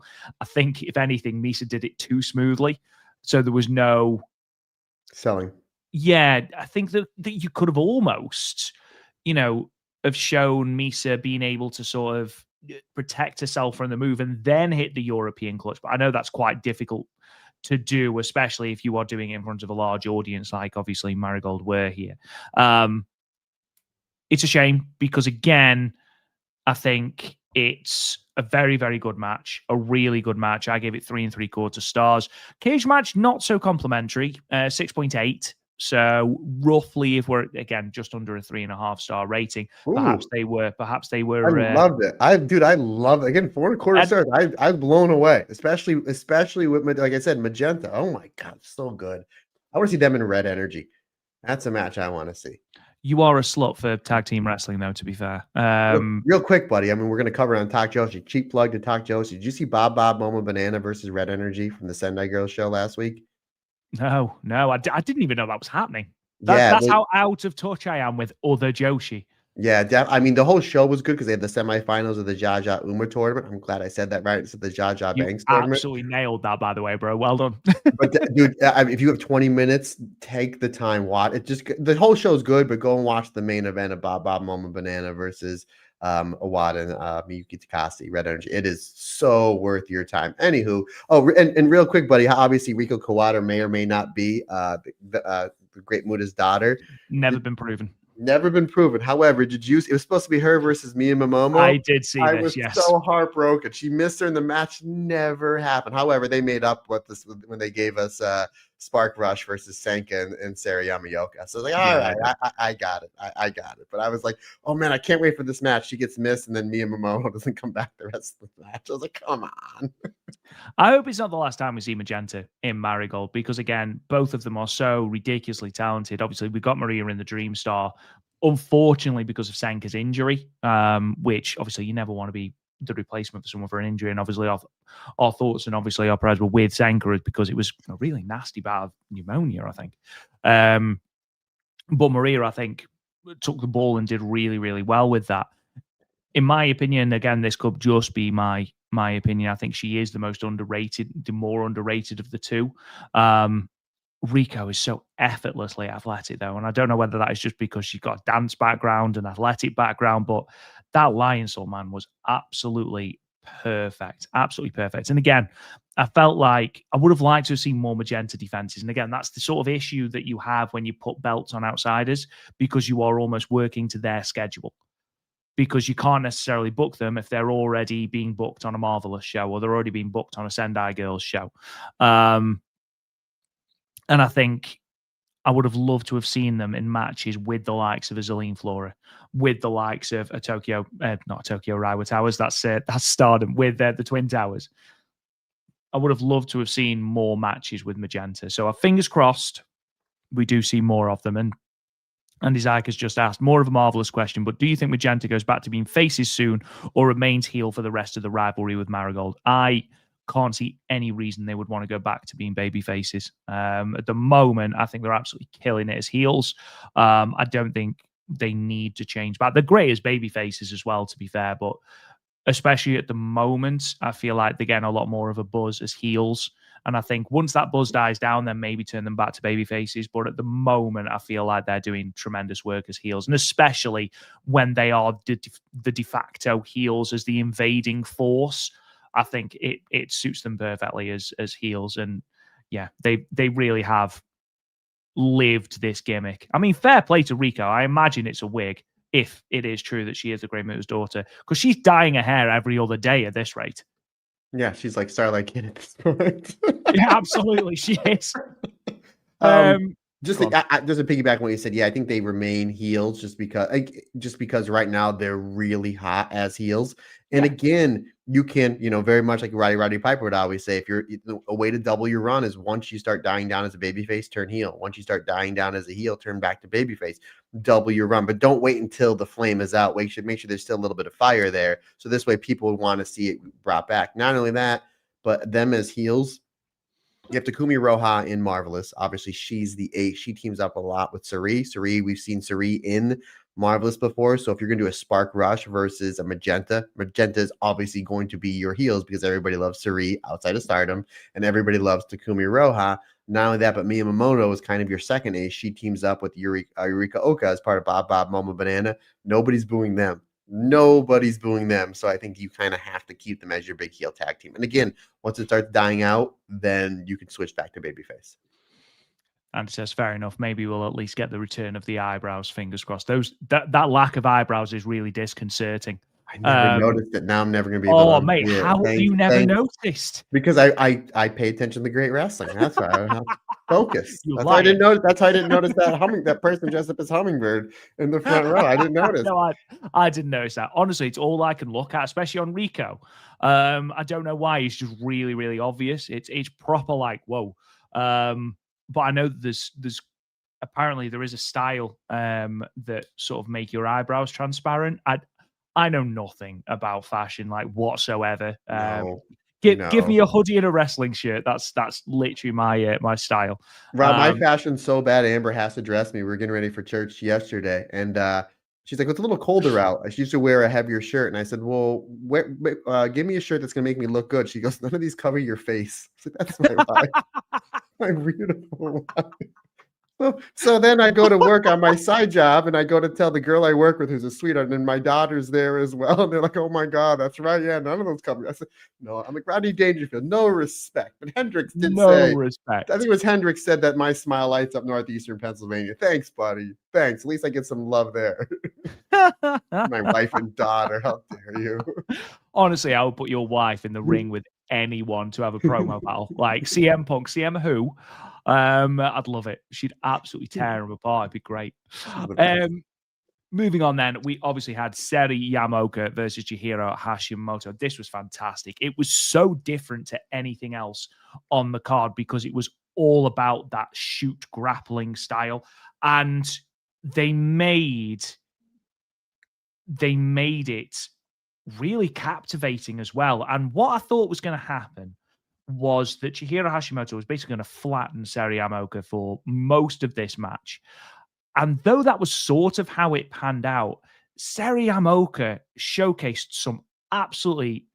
There was one in particular, just this incredible transition out of it. And it's at that point that I was like, Mother of God, she's actually really, really good at this. Because obviously, I am a noob when it comes to shoot wrestling, so I know very little about it. In my head, it was very much sort of tossing your opponents about. And that is what I think Chihiro Hashimoto is very, very good at because she is so powerful, she is so strong, she is so athletic. And obviously, we've seen Seri Yamaoka do it with smaller opponents. We saw her do it with Mayu at Corrigan Hall, launching her over her head into that beautiful gut wrench suplex and things like that. What I didn't really think was going to happen, or what I didn't sort of envisage happening, was the intricacies that we saw between the two in terms of the mat wrestling. And the tagline for this match was "That's wrestling," and actually, that's exactly what it was.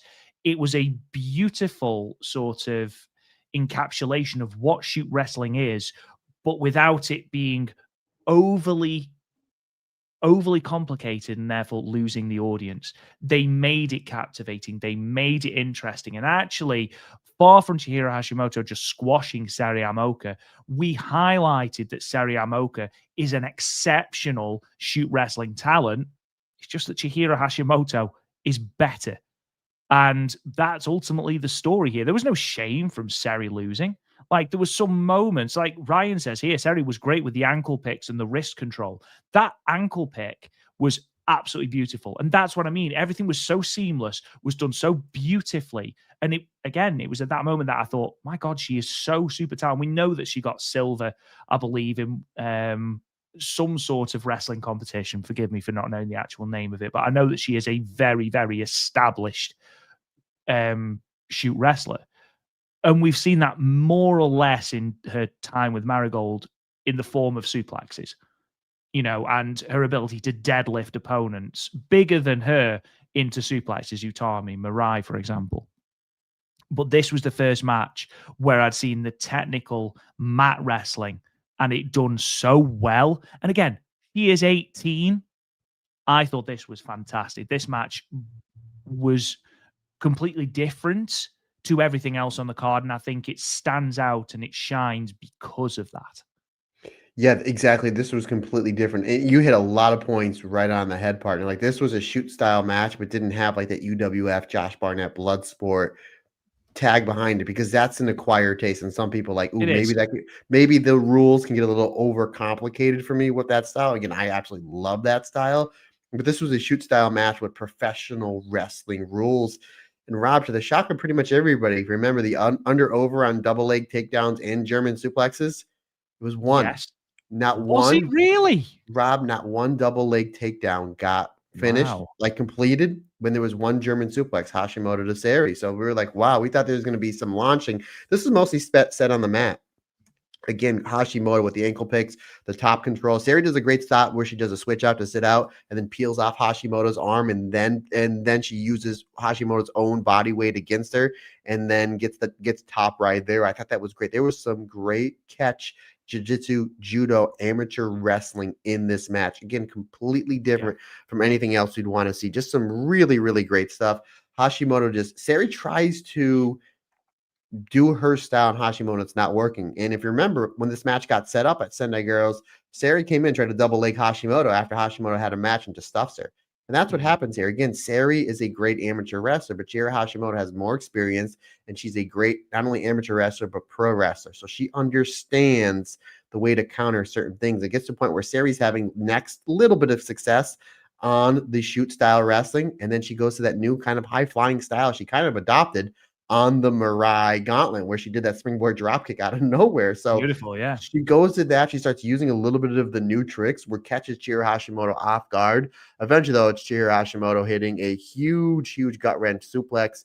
Then Hashimoto basically hits a huge lariat, putting Sari down. And then she just gets a quarter Nelson and grapevines the legs and then rolls Sari over into a shoot pin. And I thought that was great. Again, she had a grapevine on the leg, almost like a step over, and then had a quarter Nelson on Sari and then rolled her up. And then when she got the 3 count, I was like, oh, that was a really cool way to end it for someone who studies catch wrestling. That I was like, that was really great. I was expecting the big German suplex. I was expecting the big power bomb, but like that's the way she caught her, and it left the door open for another match, which I really want to see. 3 3/4 stars. I thought this was great. I wish I got a little bit more time. I wish Sari got a little more offense in, but for the story, it makes sense. Hashimoto is one of the best in the world, and Sari's just getting started. I have a feeling we're going to see this match quite a bit over the next few years, and I do want to point out, talk about how great the commentary team was.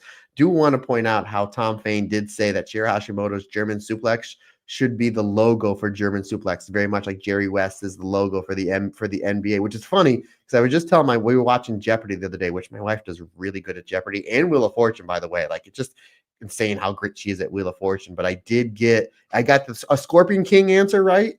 And yes, yeah, I did. Scorpion King reference. I know. I got the Scorpion King because they show The Rock with the bow and arrow, and I'm like, oh, that's the Scorpion King. And I got something else right. I forget where I was going with that, but no, I thought this was, what was I just talking about before that? The logo, mate. The logo. They showed the logo. That's right. They showed the NBA logo. I said, oh, that's Jerry West, who used to play for the Lakers in the 60s and 70s. Thank you, buddy.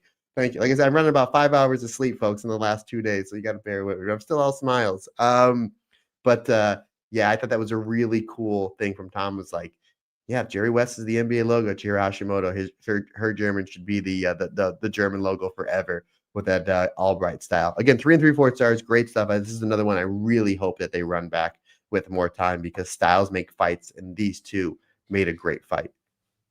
Yeah, this is 100% what I want to see again. I don't want to see it. I did. Jasper did say I do want my Jeopardy performance. When I watch Jeopardy, and I'm not this when it comes outside of wrestling and comics, I don't know much. So like, there's literally we'll sit down to watch Jeopardy, and I'll be like, all right, if I get 4 right, I'll be happy. And if there's a category of like Marvel or like 80s metal, and I was like, yes, absolutely. But I got the Jerry West right, and they showed The Rock with the bow and arrow. I'm like, oh, it's the Scorpion King. So absolutely, I'm going to brag about that. You know, they're never going to do a category of like name me every WrestleMania main event, name me every red belt champion and stuff. Then that's not going to happen. So yes, sometimes it's really sad when my wife gets more Jeopardy puzzles right, or more Wheel of Fortune puzzles right than I do Jeopardy questions. I'll be perfectly honest, guys. That's the only reason we've gone live is because Matt wanted to brag about his Jeopardy performance. Like, we didn't even want to talk about the show. It was solely for Matt and his Jeopardy performance.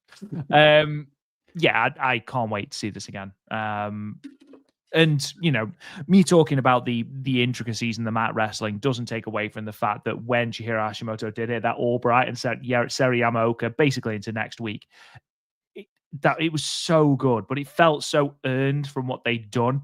Andy says Patreon idea, Matt plays Jeopardy. Absolutely. We should do wrestling Jeopardy. Not even wrestling Jeopardy, just normal Jeopardy. Oh, damn it. I was going to be like, yes, I can do that. And then, you know what? Anything for the listeners. What I always say, just not my podcast. It's our podcast. Set it up. We'll figure something out. I'm a great loser, guys. Let me tell you, I played sports all throughout high school. Man, I sucked. So I'm really good at losing. Saying that, my knee injury is healed, so I'm back at football training on Wednesday. So keep it here just to find out what I injure next.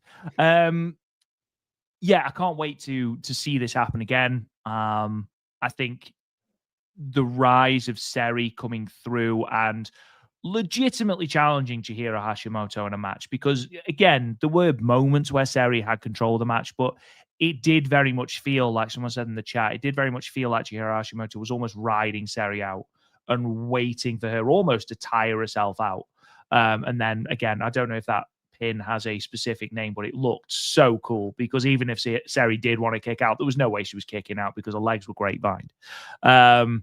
But yeah, I thoroughly enjoyed this match. I knew I was going to enjoy it, but I enjoyed it for different reasons than I thought. I basically thought this was going to, I thought it was going to be a suplex fest, is what I thought this match was going to be, and who can throw each other the furthest.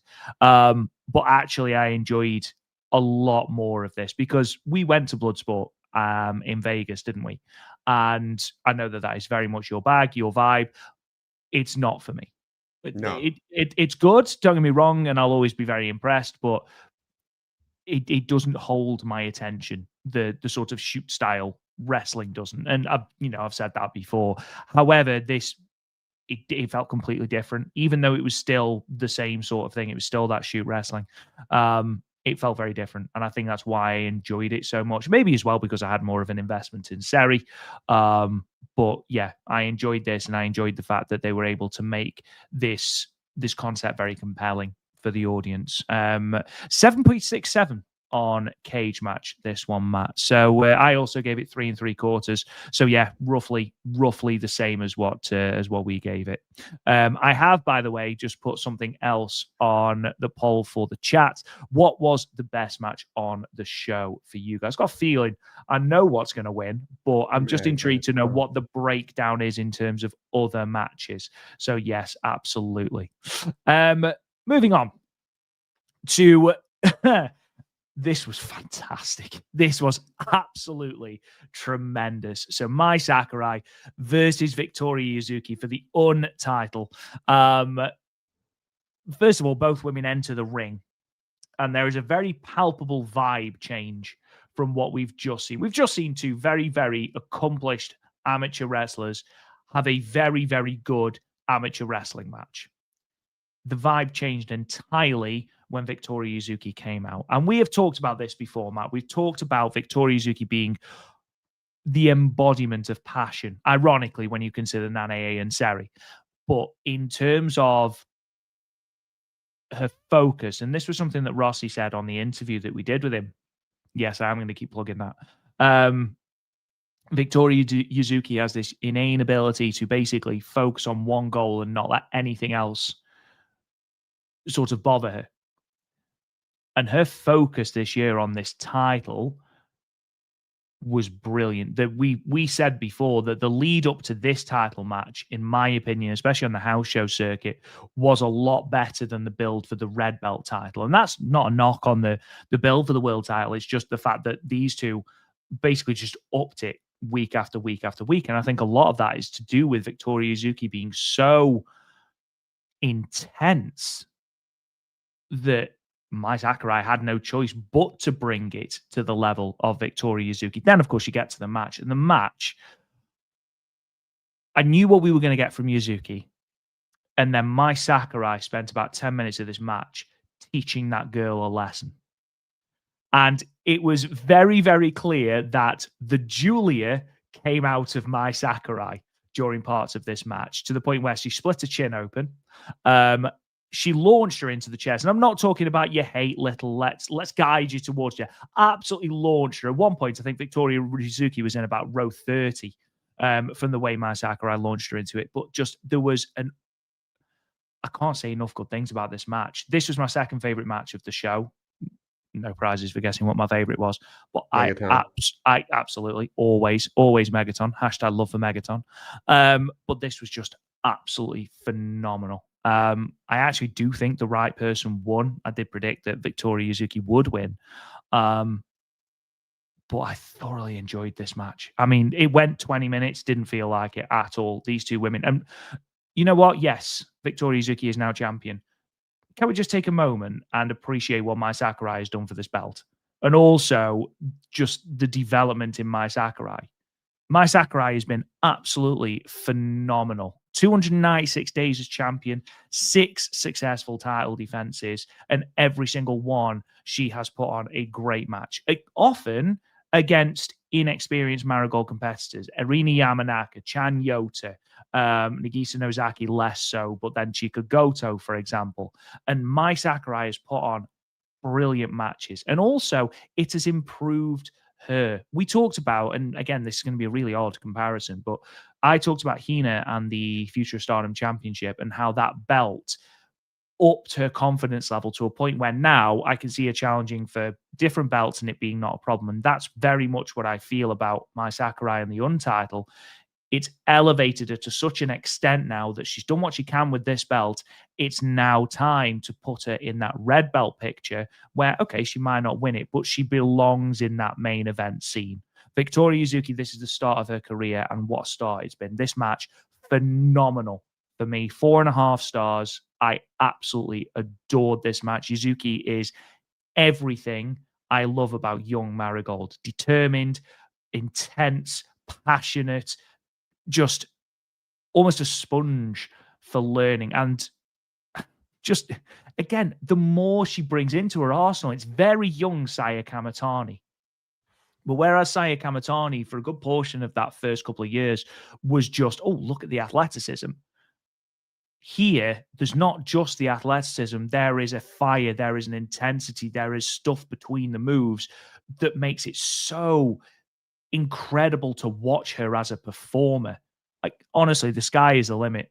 The sky is the limit, and I cannot wait for that inevitable match between Victoria Yuzuki and Mayu Iwatani to see who will be the first Grand Slam champion in the company's history, because that will be the moment that Victoria Yuzuki finally beats Mayu, and it's going to be great. Yeah, you mentioned the moves. There's psychology behind it. There's meaning behind it. It's not just to Exactly. do moves. It's not just to do moves to do moves. There's a build up towards it. Like when she missed that first victory shooting, and then she hit it again. Then Sakurai kicks out. And even I think it was Sunny said nobody's ever kicked out of that before. Then she usually these younger wrestlers, the psychology is like, oh my god, I hit my big move and they kicked out. What am I going to do next? Where Yuzuki's like, I'm just going to do it again. But I'm going to do it from the top rope. So I really like that she's only been wrestling 2 years. I think she's only 20 or 21 years old, but really showed her growth. It was like, okay, I hit this big move that nobody's kicked out of before. Sakurai just kicked out, but instead of me like pulling my hair out, like, oh my god, what can I do to win? I'm just going to do it again, but I'm going to do it from the furthest point of the top rope, which I thought was a brilliant finish. But this match was just great. I mean, big lockup to start, Rob. Got to put that over. Sakurai kind of out wrestles Yuzuki. Yuzuki starts to kind of get in that Superfly Junior style where she starts going a little bit fast, and then Sakurai's just like, I'm not playing this game. Hits a big boot, hits forearms, boot scrapes, sends Yuzuki out to the floor. And you're absolutely right. She sends her through the chairs. That one boot, she hit her so hard, I thought she was going to go out throughout the front door. I mean, she launched her like some would argue she's still going backwards. Yeah, I mean, Sakurai in a loss here comes out as a bigger star. Literally the point where as soon as the 3 count hit, and I was like, they're doing Sakurai and Utami at first stream because I thought Utami was retaining. We'll get into that in a moment. But Sakurai comes out. It's like, okay, she's did everything she can with the United National Championship. Is there a point in time where she might be a 2-time champion? There's a good possibility, but Sure. I think it's time to build her up to be a challenger, an incredible challenger for the red belt, because she has definitely made herself a main eventer. And again, both of these 2 new costumes, the hairdo, they both look 2 mega stars. These 2 understood this is going to be the biggest show of the year. We have Mayu versus IYO, the dream match we never thought we got. We have Miku Aono versus Utami, 2 big stars. Let's go out and steal the show. Let's go out and steal this show. And boy, howdy, these 2 really did. Again, an incredible performance. Sakurai just laid stuff into Yuzuki. And the accidental cutting open of, like, I think it was like she split her chin and I think maybe her lip as well. It added on to the match because you can just see Yuzuki kind of like, okay. And then, like, literally the first shot you see when you see the blood smeared, she goes to the top rope and gets a dive. So she's got the new hair. She's got the cool new look. She's got the new outfit. And she's just like, it just shows you how gritty she is. She's like, that's all you're going to do? It's going to take a lot more than that for you to beat me, my Sakurai. And like the first thing you see after the dive, after the blood, is a big dive, which again, that's Yuzuki's wheelhouse. Excellent stuff there. Mai Sakurai we get a back suplex exchange between the 2, which I thought was great. The slaps, the headbutts. Again, the way that this match was built up on these house shows was absolutely violent, and they took it to a violent level. The slaps, the headbutts, the kicks, the forearms. You're absolutely right. Mai Sakurai brought out a lot of Julia in this match. And again, which is a good thing because she's aggressive. She's brutal. She's got kind of a bully, but in a good way in the match. Again, it's pro wrestling. I thought that was really great stuff there. Yuzuki comes back with the super kick. Mai Sakurai hits a big boot in the STF, which is a really great near falls because I thought Sakurai was going to win. But just the way this match was building up, I was like, maybe Yuzuki needs to win as you get into those last minute or 2, just because of just the fighting spirit from Victoria Yuzuki. Excellent stuff there. Sakurai hits a glorious driver for a 2 count and then a tiger suplex. That scored a 2.9 count. So Sakurai is really hitting bomb after bomb after bomb, but Victoria Yuzuki just won't say die. Sakurai locks in the STF, transitions into the Ring of Saturn, which Yuzuki gets out of. Yuzuki with the super kick, hits the pump handle suplex, and then hits the victory shooting. So I liked how she missed it about 2 minutes earlier, but really had to work her way into it. And I love the STK into the STF from Sakurai. Again, Yuzuki hits the victory shooting. Sakurai kicks out at 2. Victoria Yuzuki gives that time for the crowd to pop on the ooh, and then drags Sakurai to the corner, hits the victory shooting off the top rope. This was great. Giving it almost 21 minutes was the perfect time to tell their story. We've seen Sakurai on these pay-per-views get time to tell the story with the United National Championship, or on the Corkin Hall. It's getting anywhere between 17 to 20 some odd minutes, because she is doing a great job at telling that long-term main event story. I'm totally with you, partner. 4.5 stars. This was absolutely fantastic. And obviously, Victoria Yuzuki getting the win. I think we all can agree that Sakurai is ready for that red belt push, because she showed that she can carry a match into a long, long match and make it epic, keep the crowd involved, and sell tickets. Sakurai is an absolute next level performer, but the biggest congratulations goes to Victoria Yuzuki. I still find it so difficult to believe that this is the Mai Sakurai we have now, when you look at what she was doing in Stardom, where she was a comedy performer whose entire gimmick could be distilled into person that does the Paradise Lock, person who wears big hat, which I do miss, don't get me wrong. If they were to bring back the big hats, I certainly would not be opposed to that. But calling people Commodores, wasn't that her thing from Ronnie? Sakurai box? Yeah, absolutely. Saying what she was going to eat and calling us all commoners. Yeah, that was pretty much it. But very bland in ring, without a shadow of a doubt. This transition to Marigold has been a whirlwind for her. I think the Julia influence has been a huge thing for her. 4.75 stars needed hat. That's pretty much big show. Pretty much absolutely. Yeah. Big show, bigger hat. Maybe that's what they'll use as the tagline for the next Grand Destiny. Grand Destiny 2, bigger hat. But I think that something that Dirty Gato says, May has been the most consistent performer for Marigold this year. She deserves more attention and praise. I agree. She's been infinitely consistent. Whenever she has been given the ball, she's run with it. Whatever they've given her, she's done. My only question to you, and this again stems from what Rossi was saying when we asked him what makes a star, and he highlighted Koki Amare. I think he also highlighted Victoria Yuzuki. What we were sort of looking at was, okay, the Great in Ring, fine. They've got aura, they've got charisma. Can they carry a company? Now, for both of us, we know that Utami is that person. We know that Mayu is that person. We know that Miku Aono can be that person and has to be that person now. She's the Red Belt champion. Spoilers. I feel like Victoria Yuzuki is going to get there. Mai Sakurai is great in the ring. She has aura without a shadow of a doubt. She has star power without a shadow of a doubt. Do you see her as a figurehead, though? That is my question. And that is the only hang-up I have about Mai Sakurai potentially going on to win the Red Belt. She should challenge, absolutely. She has thoroughly earned that. And she should be in that conversation without a shadow of a doubt. However, there is a difference between earning it in ring and being a figurehead for the company. So do you see Mai Sakurai falling into that category? Great question, Rob. I'm going to say yes. And the reason why is what you said about 2 minutes ago. You didn't believe this was the same Mai Sakurai we saw 2 or 3 years ago. What do you think she's going to do in another 2 or 3 years? They gave her the ball. She scores multiple touchdowns or slam dunks or hits home runs, depending on whatever sport you like. So again, what is she going to do in another 2 or 3 years? How much better is she going to get? How much more is she going to progress? So right now, I see her as a challenger, not just yet. In a year or two, I think she's going to be a massive star for Marigold. And again, just think about how much better Victoria Yuzuki is going to be. Imagine they run this back for the red belt. They run it back at the main event of a cork. And imagine Mai Sakurai versus Kazuna Tanaka, Mai Sakurai versus Kimono Minami. All these matches in 2 or 3 years where the younger Marigold is going to consistently getting better.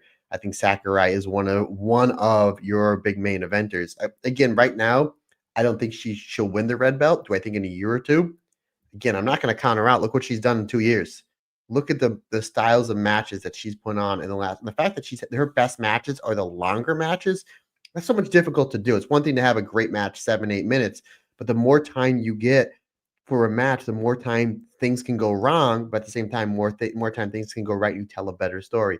Sakurai is always having great matches since this run in Marigold, but her best matches are the matches that go 15 plus, like the Julia match and Julia's last match in Japan before she went off to NXT, like this match here, the Miku Aono match at the beginning of the year, absolutely fantastic. The Chikagoto matches, the match she had with Utami in the finals of the Dream Star. Sakurai's a great wrestler. She's even better when she's giving that main event time to tell her story. So I think in a year or two, I think we're going to be both in agreements that she is one of the figureheads of this company.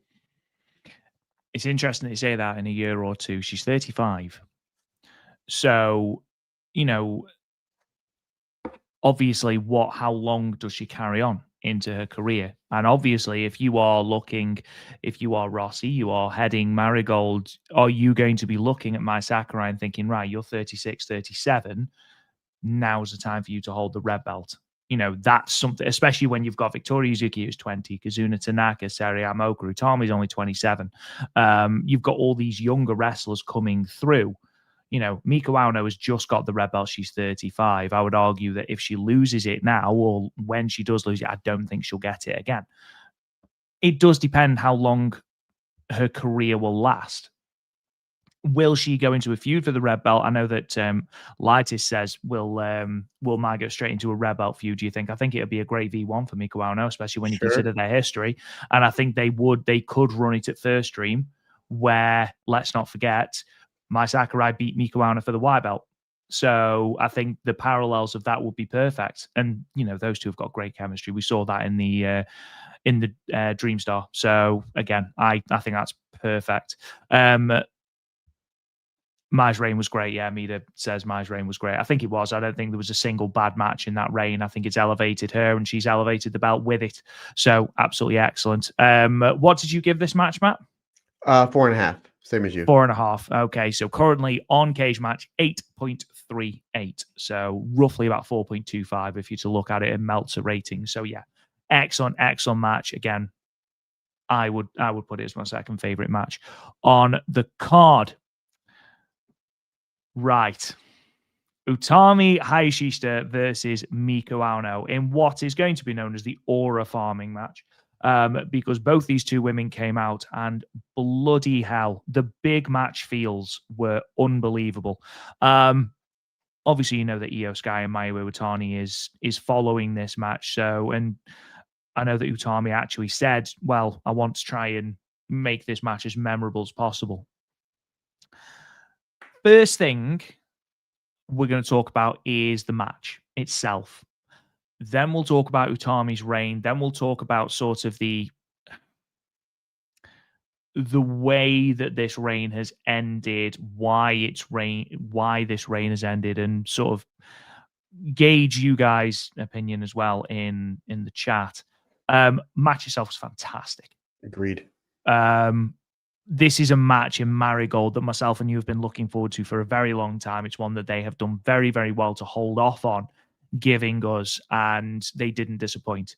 Both women came out with brand new rows. Miku Aono in particular looking like $1 million, looked incredible. And it turns out, Matt, she was absolutely right. She can kick harder because I think if you look very, very closely up there, you can actually see Utami's spine flying through the sky. Her that's leg how hard. too. Yeah, that's how hard she was kicking her. The match was fantastic, as I mentioned. The two have great chemistry. I think Miku Aono negating Utami's finish, Utami going for the neck of Miku Aono to try and weaken her ahead of the hijack bomb. Both women had a very clear strategy going into this match. And then ultimately Miku Aono winning with Utami's finish. We'll get into all of that shortly, Matt. A great match for the title. Another in Utami's canon, which we will talk about as well. What were your thoughts about the match itself? The match was great. I mean, you had some really, you start out with a big lockup, a little bit of wrestling, a little bit of a feeling out process, but this match has been brewing for quite some time. Then we get into a violent exchange, which leads the two of them fighting on the apron like 2 minutes in, and then Miku Aono hits the Styles Clash on the apron. Clash on the apron almost straight away. It's like, oh, right, okay. So I was like, okay, this is going to be a quick, like an 8-9 minute barn burner. I'm like, all right. And then they start slowing the pace down. I think I text you once they get about 12 minutes in. I'm like, the way this is going, they're spending a lot of time on the cell, and rightfully so, because they're throwing bombs early on. So of course it's going to hurt. They're spending a lot of times on the cell. Like Utami is trying to pick Miku Aono up for the torture rack bomb. I can't get her up because of her leg and her neck, and she's on the cell. And then Miku Aono hits the drop kick, and then Utami comes back with a lariat, and then Miku Aono can't do certain things because of she's selling the neck. And I'm like, oh, I like that. You're telling stories with the selling. And I'm like, this is going to time limit draw, because I think what they're going to do, and again, the way that this was being paced, and they mentioned it once or twice in the first 5 minutes on commentary, is this is a 30-minute time limit. I'm like, okay, they're planting the seeds. It's going to go to a time limit draw. We'll run it back in Korakuen, and maybe that's where you crown Miku Aono. Because we thought Utami was going to win. Not that Miku Aono wasn't ready, but because it wasn't the main event. Like, you're going to crown a champion, you want it to be the last thing to see. I'm like, this makes sense. Let it go to the time limit draw. No other match on this card is on the time limit draw. And we're like, they're not going to do IYO and Mayu in the time limit. This will be the 30-minute time limit draw. Build up, rematch. You're selling tickets to Korakuen Hall. They'll easily do 1,200-1,300 with these two on top. That's when you switch the belt. I saw the plan. I'm like, okay, I think that's what's going to happen. And again, the selling was great. The psychology, the storytelling, great fire, great stuff back and forth. And then we just started throwing bombs, which you knew we were going to get there. Again, we got certain levels of it, but they did so much selling, and it was different levels of selling. It wasn't just selling the back to sell the back. It was the different levels and psychology of selling, which I really liked. Again, great storytelling. Miku Aono hits the 1 second EX for a 2 count, which again, they put on commentary, since Miku Aono's adopted that, nobody's kicked out of, which I really like that, because you're putting not only Utami over, but it's showing to Utami and everybody else how important this belt is, because Miku Aono's pinned everybody with this, including Nanai Takahashi on Nanai's retirement match. So I like that. Utami kicking out of that shows how important the belt is. That's what that does. Miku Aono, 2 brutal buzzsaw kicks, and then she goes for the 3rd buzzsaw kick, and Utami hits the power bomb. We've seen that strategy on the Shiri matches before. Shiri and Miku Aono work a very striking style, where Utami's like, you can hit me a few times, but eventually I'm going to catch you. I'm going to drop you on your head with this power bomb. And that's what happened there. I really like that. Then Utami, again, talking about Shiri, basically takes a play out of Shiri's playbook, does the Shiri lawn dart into Miku Aono, throwing her right in the turnbuckle. I'm like, yowzers. That looked like absolutely crazy. Really great stuff. And then Utami hits the hijack bomb, which she was building up towards the whole match. She couldn't get the hijack bomb, torture rack bomb. Couldn't get the hijack bomb, lariat. So I think the 3rd time she goes for it, she hits it on Miku Aono, and Miku Aono gets her hand on the rope. Again, great camera work. The crowd really popped into Utami's like, I thought I had her. I built up to that move. I fought through so much pain. These buzzsaw kicks, the Styles Clash on the apron, the 1 second EX. She fought through so much just to hit that hijack bomb. She finally hits it. Miku Aono doesn't kick out, but she doesn't succumb to the 3 count because hand on the rope. So you can see the frustration for Utami. And again, it's the storytelling, and your heart just breaks for Utami, because she was so close of getting that retention, which I absolutely loved. And then Miku Aono comes back. It's a huge lariat for a 2 count, and then an even crazier Rainmaker that scores her a 2 count. And then Miku Aono puts Utami on the top rope. She picks her up, hits the hijack bomb on Utami. I'm like, oh, that's a cool falsie. And then she never kicked out. And I was like, oh, okay. Again, great match. 4.5 stars. My 3rd favorite match from the show. It's like, they changed the belt, not the main event, and Utami ate her own finish, which again, the 9 match made sense because she's retiring. You're passing that move and the torch to Miku Aono. But for Utami to lose, and again, I'm not going to tell Rossy Ogawa how to book. I was just kind of, me and you were texting each other, great match, weird finish. Like, okay, you're going to put Miku Aono over for the belt, okay. But to have her win with Utami's finisher, it was a little weird for me. Again, we'll see how this plays out, but I'm just really interested to see what happens with Utami now moving forward, because going into this show, she's the biggest star, because, not counting IYO, but she's like the biggest star because she's holding the championship belt, and she won the Dream Star, and she's having this great run as champion. Now it seems like she's like 5th or 6th on the card behind Miku Aono, behind Victoria Zuki, obviously behind Mayu, even behind Mai Sakurai. Like when Sakurai lost, she had a good loss. Utami's loss, again, losing and then not main event to your own finisher. It'd be one thing if Miku Aono was using it. It'd be one thing if Miku Aono was like on these tag matches that they've been doing in opposite ends. If Miku Aono was hitting the hijack bomb onto, let's just say, Kazuna Tanaka, and then pinning Kazuna Tanaka, staring at Utami. That I would have got. But the fact like it's the first time that she did it and she pinned the champion and the cornerstone of this company, to me, I don't know. Again, I'm going to throw out in chat because I know me and you talked right afterwards.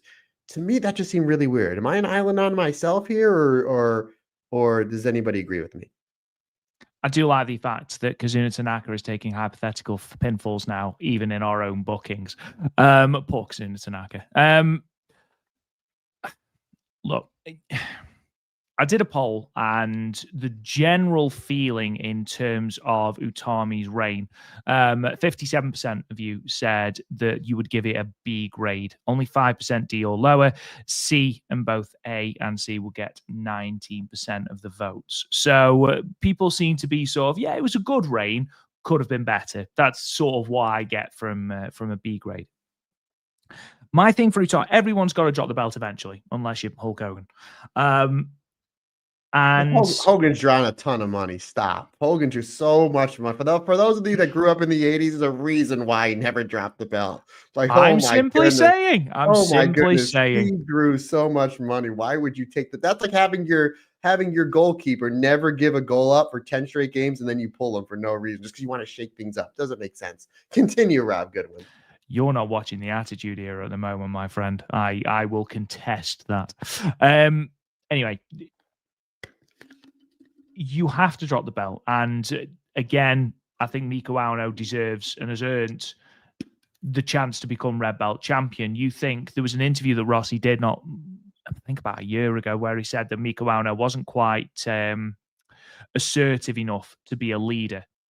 And she seems to have taken that to heart. And I think, especially in this feud, has upped the aggression significantly. And again, in this match, there was moments where Miku Aono was portrayed as a legitimate killer. That buckle bomb, the lawn dart, and the Styles Clash, just 3 examples. And that's not even counting the fact that she's upped the aggression in those kicks. We haven't got the luxury of looking back on this with 2020 hindsight and seeing the vision in terms of what is going to happen to Utami post red belt reign. Now again, all of this might be in terms of, and this is what Lightest has said, it's what a number of people have said, maybe this is the start of a redemption arc for Utami, where she basically you have to knock her down to bring her back up, and then she regains that red belt. I think there is I'd be very surprised if this is Utami's only reign with the red belt. Or, if everything continues the way that it is, she doesn't leave, she doesn't have to retire through injury or anything like that. She doesn't have anything injury-wise, touch wood. I think she'll get the belt back. She'll regain the red belt. What surprises me is the fact that she didn't main event a pay-per-view as champion. She was under Miku Aono and Nanae for Nanae's retirement show, which, again, I think we can both say is fair enough. And, to a certain extent, I think we can both agree that, okay, IYO and Mayu going on last, fair enough. But to lose the championship second to top of the card and then have to have it almost sort of quickly shoved in under the rug because you've got another match to come, with this being another run where you could argue she might feel disrespected following the way that her Stardom run started with the World of Stardom Championship belt. Look at Nippon Budokan. It seemed a very weird time to do it. I felt like there was a lot that Utami hadn't done as red belt champion. That being said, Miku Aono, I'm more than happy with as world champion. I think she's going to do a great job, and it's great to see her being given this run. But for Utami to then eat her own move and be pinned, it almost seemed that all of these things were combining to just become the worst possible moment for Utami, losing the belt, second on the card, not the main event, to her own move. I mean, Dirty Gato has said Miku has a gimmick where she finishes her opponents with their finish. It does appear that way. Doesn't make sense because it she's does. never she never used them before, and when you're a main eventer, you need to establish your finish. Again, I'm going to give an example: Stone Cold Steve Austin, the Stunner, the Rock Bottom. Hulk Hogan, the leg drop. You need to and she's got the Styles Clash. She's got now the 1 second. Yeah, and I'm fine with wrestlers having more than one finish. That's why I love the Joshi wrestlers, because they have more than one finish. But now it's just like, is she going to wrestle Victoria Zuki and do the victory shooting? Like, because that's not what we're accustomed to. I want to see if she's going to wrestle Mai Sakurai and she does the Goodwin elbow drop. I am going to die, Rob. I am going to. That's not a good thing when you're using your opponent's finish. Again, when you're retiring and you're a legend and you gift that person the finish, and that's how they make it to the next level, that's a perfect story. But the fact that she's never used the hijack bomb before and beat Utami to win the belt, again, I don't think it's a good booking when you're using your opponent's finishers as the main eventer. It's one thing if you're in the middle of the card and you're using, the lower level people, like, to kind of teach a lesson. But it's like, this is what she's doing now? I just, because then it confuses people. It's like, wait, what's her finish now? You need to have an established, Jake the Snake with the DDT. You need to have an established finish. The fact that she may now have 10 established finishers, I don't know. I think he might have been joking. Me? No, Dirty Gato. I think he might I'm just saying. No, he makes a point. I'm just saying, the counterpoint of that, it was just like, anywho, go ahead, continue, good sir. No, I mean, you've got a very good point there. Short of it being the start of a gimmick, it doesn't make a lot of sense for Utami to get pinned with her own move.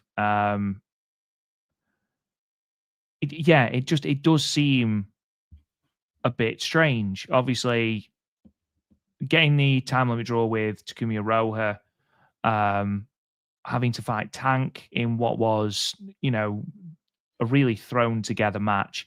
She's made the best of what she's been given, especially with that Tank match. I really enjoyed the Takumi Iroha match, and I know there are people that didn't. So but, again, if Miku's gimmick is going to start being she uses other people's finish to finish them, then, what's the point in having your own finish? Mm-hmm. You might as well just have, like CM Punk stole Kenta's moves. You might as well just have other people's moveset. Just wait until you're wrestling Mayu, do the moonsault. Wait until you're wrestling Victoria Yuzuki, do the victory shooting, whatever. I understood it with the Nanae match because it felt like a passing of the torch. I don't understand it here. And if she starts doing it with everybody, that's, again, it's not something I'm a particular fan of unless there is a deeper storyline. I am of the opinion that we are doing some sort of redemption arc with Utami. It's the only sort of storyline that really makes sense.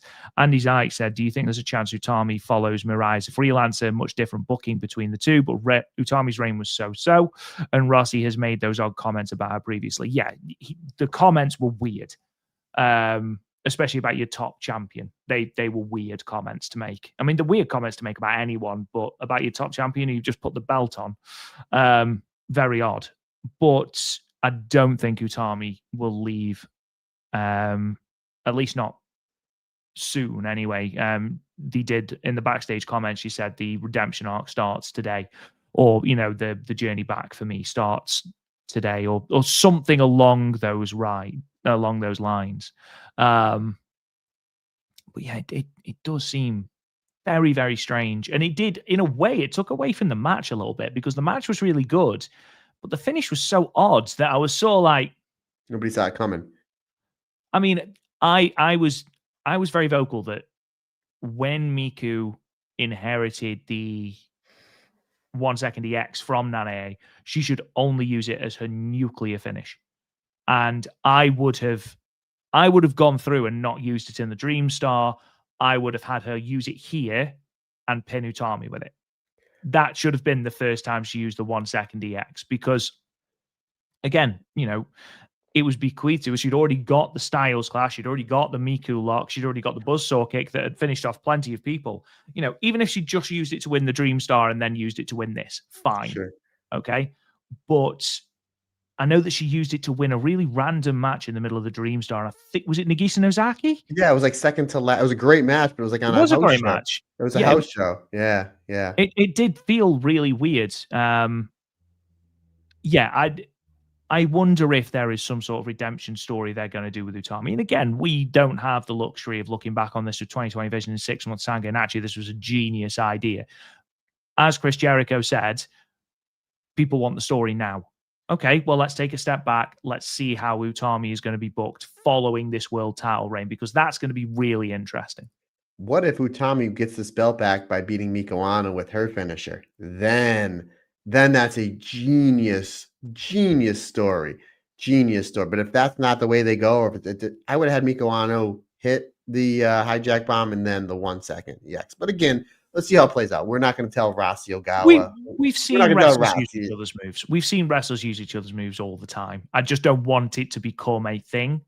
You know, we've seen Mayu use the tombstone because IYO was using it in their matches in 2017 and 2016. So it's not a new trope by any stretch of the imagination. We've seen it all the time. We've seen wrestlers swap finishes and stuff like that.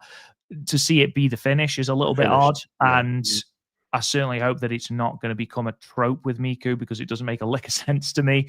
But again, I think in terms of Utami's booking and how this is going to look in 6 months' time, I think we need to just take a step back and go, okay, so this is what's happened. We've got Miku Aono as champion, and I don't want to lose sight of that, because Miku Aono is fantastic. Miku Aono has been incredible, has been the real standout of all of the Actress girls, even though the Actress girls have been great.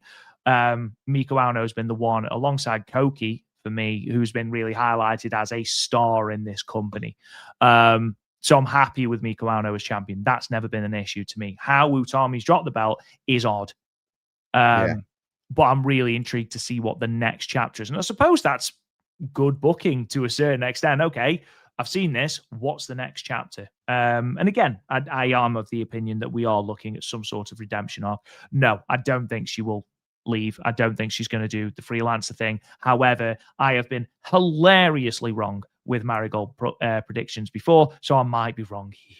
I'll say this: if I'm Utami's best friend that's doing pretty well for herself, I'm saying, hey, we'll write you a blank check. That's all I'm gonna say. Can you imagine that rematch? How different there are? Just saying. I'm not putting any names out there, but no, I think she's obviously going to stay at Marigold. Just to kind of put a super positive bow on this, Rob. Absolutely, Miku Aono. I think I text you, yes. Miku Aono. I think I text you when the Fields for our the very first show, Fields Forever show, that I think it was Mayu Ishikawa she wrestled. I'd never seen Miku Aono before. I'm like, dude, this Miku Aono is phenomenal. I'm like, oh my God, she's going to be great here. I've been a massive fan since the moment I saw her. She's going to make a great red belt champion. And the other positive is we're talking about Utami Hayashishita. She's so talented. She's going to be able to build herself back up. And again, Rossi obviously knows how to book Utami. He's been booking Utami literally since day one. You know, she won the 5-star. She made it to the 5-star, only wrestling 2 months. She's, won the Dream Star. Red belts for both companies. So it's super talented Utami Hayashishita, and it's one of the greatest bookers ever in the history of pro wrestling. Rossi booking her, and Marigold is absolutely red and white hot right now. So I'm sure she'll be fine. But again, I'm just interested to see the journey back to the top for Utami. That's what's really, really catching my eyes and ears. And Lightest has just put a perfect bow on that.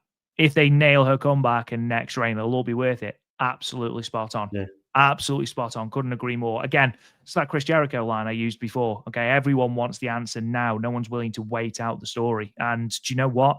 If you come back to us in, next Grand Destiny and we're all like, oh my God, that was a masterstroke. Utami is the leader of Darkness Revolution and is kicking ass. Is red belt champion, is completely insurmountable and is an absolute god among wrestlers. Then we're going to look at it and go, do you know what? Fair play. And again, until that happens, I don't think we can make a full judgment on it. Again, just a bit of a weird finish. If Miku Aono had finished off with any other move, I wouldn't have been bothered. It was just really weird that it was her own move. However, if that's like the sort of, as Lighty says, the nail in the coffin of, being at rock bottom, then okay, fair enough. Right. Mayu Iwatani and IYO SKY. I'm not even going to bother building this up. Like 3.25 stars. That's Yeah. it. Sign us up. Yeah, absolutely. Why was Megaton not in the main event? Why was this not a three-way, guys? Come on. Imagine Mayu about to do the suicide dive and she's stopped by Megaton going, just printing money. Look, for a lot of us, and this is obviously myself included in this, Mayu and IYO are why I started watching Stardom, or why I started watching Joshi wrestling. Mayu was my first introduction to Joshi wrestling. And watching that feud between her and IYO after IYO had left, or just as IYO was leaving, was, it was sort of a real eye opener for me. And Darren Chatton, who I believe is in the chat, actually said about how this is the first time that a lot of us have seen this match live, have witnessed this feud in real time. Now, unsurprisingly to a lot of people, Mayu Iwatani is my favorite wrestler. Not just because she is the best in ring, but also because I find her entire story incredibly inspiring. And knowing how much this match meant to her and to see it happen was incredibly special for any fan of Mayu. And I know that I believe it was Darren actually said in the chat as well that Scott has given this his match of the year. And I knew he would do, because I knew he was insane. He was the only person in the world more hyped for this match than Mayu. So I knew he would give it his match of the year. And rightly so, because it was phenomenal. But watching Mayu Iwatani, the icon of Joshi Puroresu, walk to the ring and look legitimately nervous and almost be taken back to that Mayu challenge for the Red Bar after winning the Cinderella tournament in 2015. 2016, not quite looking ready, being outclassed, the nervous energy she had. Being taken back to that made you realize just how enormous this occasion was. And it does completely take you by surprise, just the enormity of this situation. And watching Mayu and IYO, and I haven't even started the bloody match yet. Just watching them stare off each other and knowing how much it meant to Mayu. And I said right at the start, for those who were like, why would you leave Stardom to go to Marigold? You look at Mayu's reaction to this. This is one of the reasons. You look at the sense of joy she has after the match, not just with IYO, but as I mentioned, with Victoria Izuki, with Kamomo Minami, with Seri Yamaoka. That is why she left. This is the true Mayu. And then the match starts, and there are a couple of missed timings. And I think that really does play into the fact that Mayu is so incredibly, like, she burst into tears without IYO saying anything at the press conference. IYO stood up and Mayu burst into tears. That goes to show just how much this match means to her. And we don't often see in big matches anyway. We've seen her mess up in house shows, slipping off the ropes and all sorts. But she always makes like a sort of a laugh of it, plays. It was supposed to happen. Like maybe it's supposed to happen. I don't know. We don't know.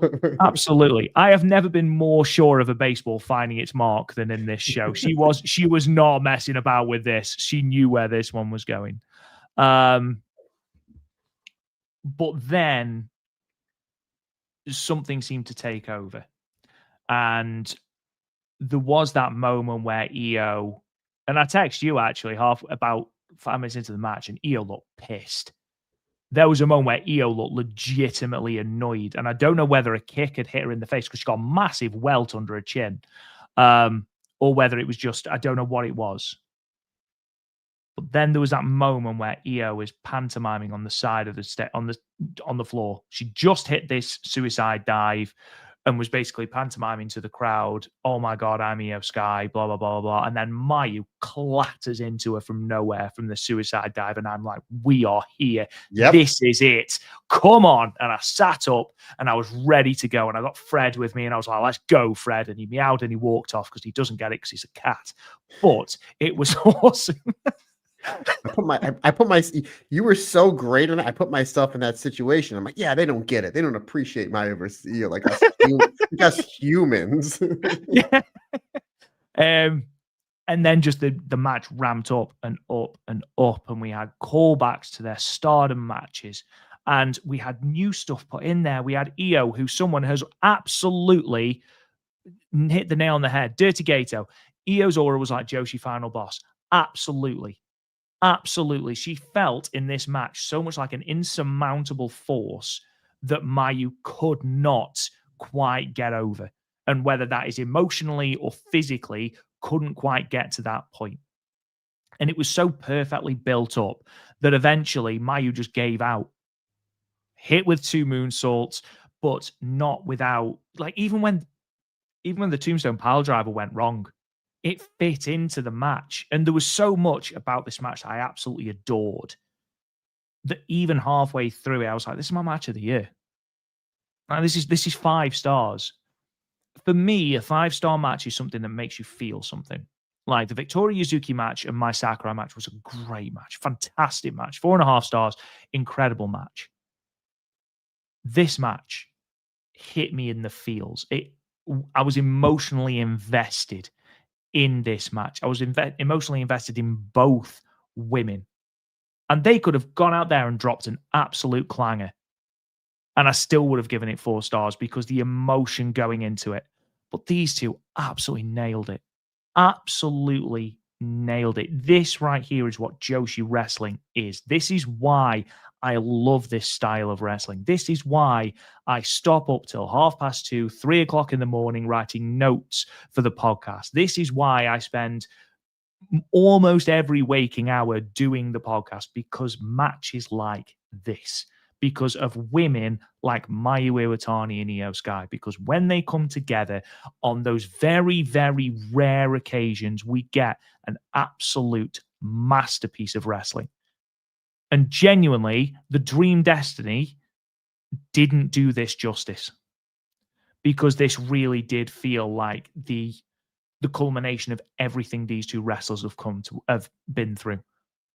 And Jasper, you're absolutely right. That final moonsault, IYO's moonsault, is just, no one does it better than IYO.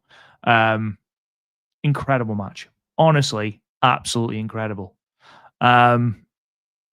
I've watched it twice now because I knew the first time I'd be like just too emotionally into it. I wouldn't pay attention properly. And the second time I've watched it, I was just staring at it going, this is why I love wrestling. This is why I love this style of pro wrestling. This is why I love these two women. Yeah, incredible match. Incredible match. You get the big fight feeling. Like, even before they come out, I got goosebumps.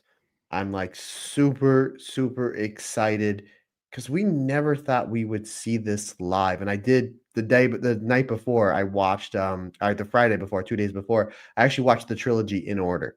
Like in order. I sat, and I don't mean the Star Wars trilogy or the Back to the Future trilogy, which is almost as good as the Mayu IYO Red Belt trilogy from Stardom.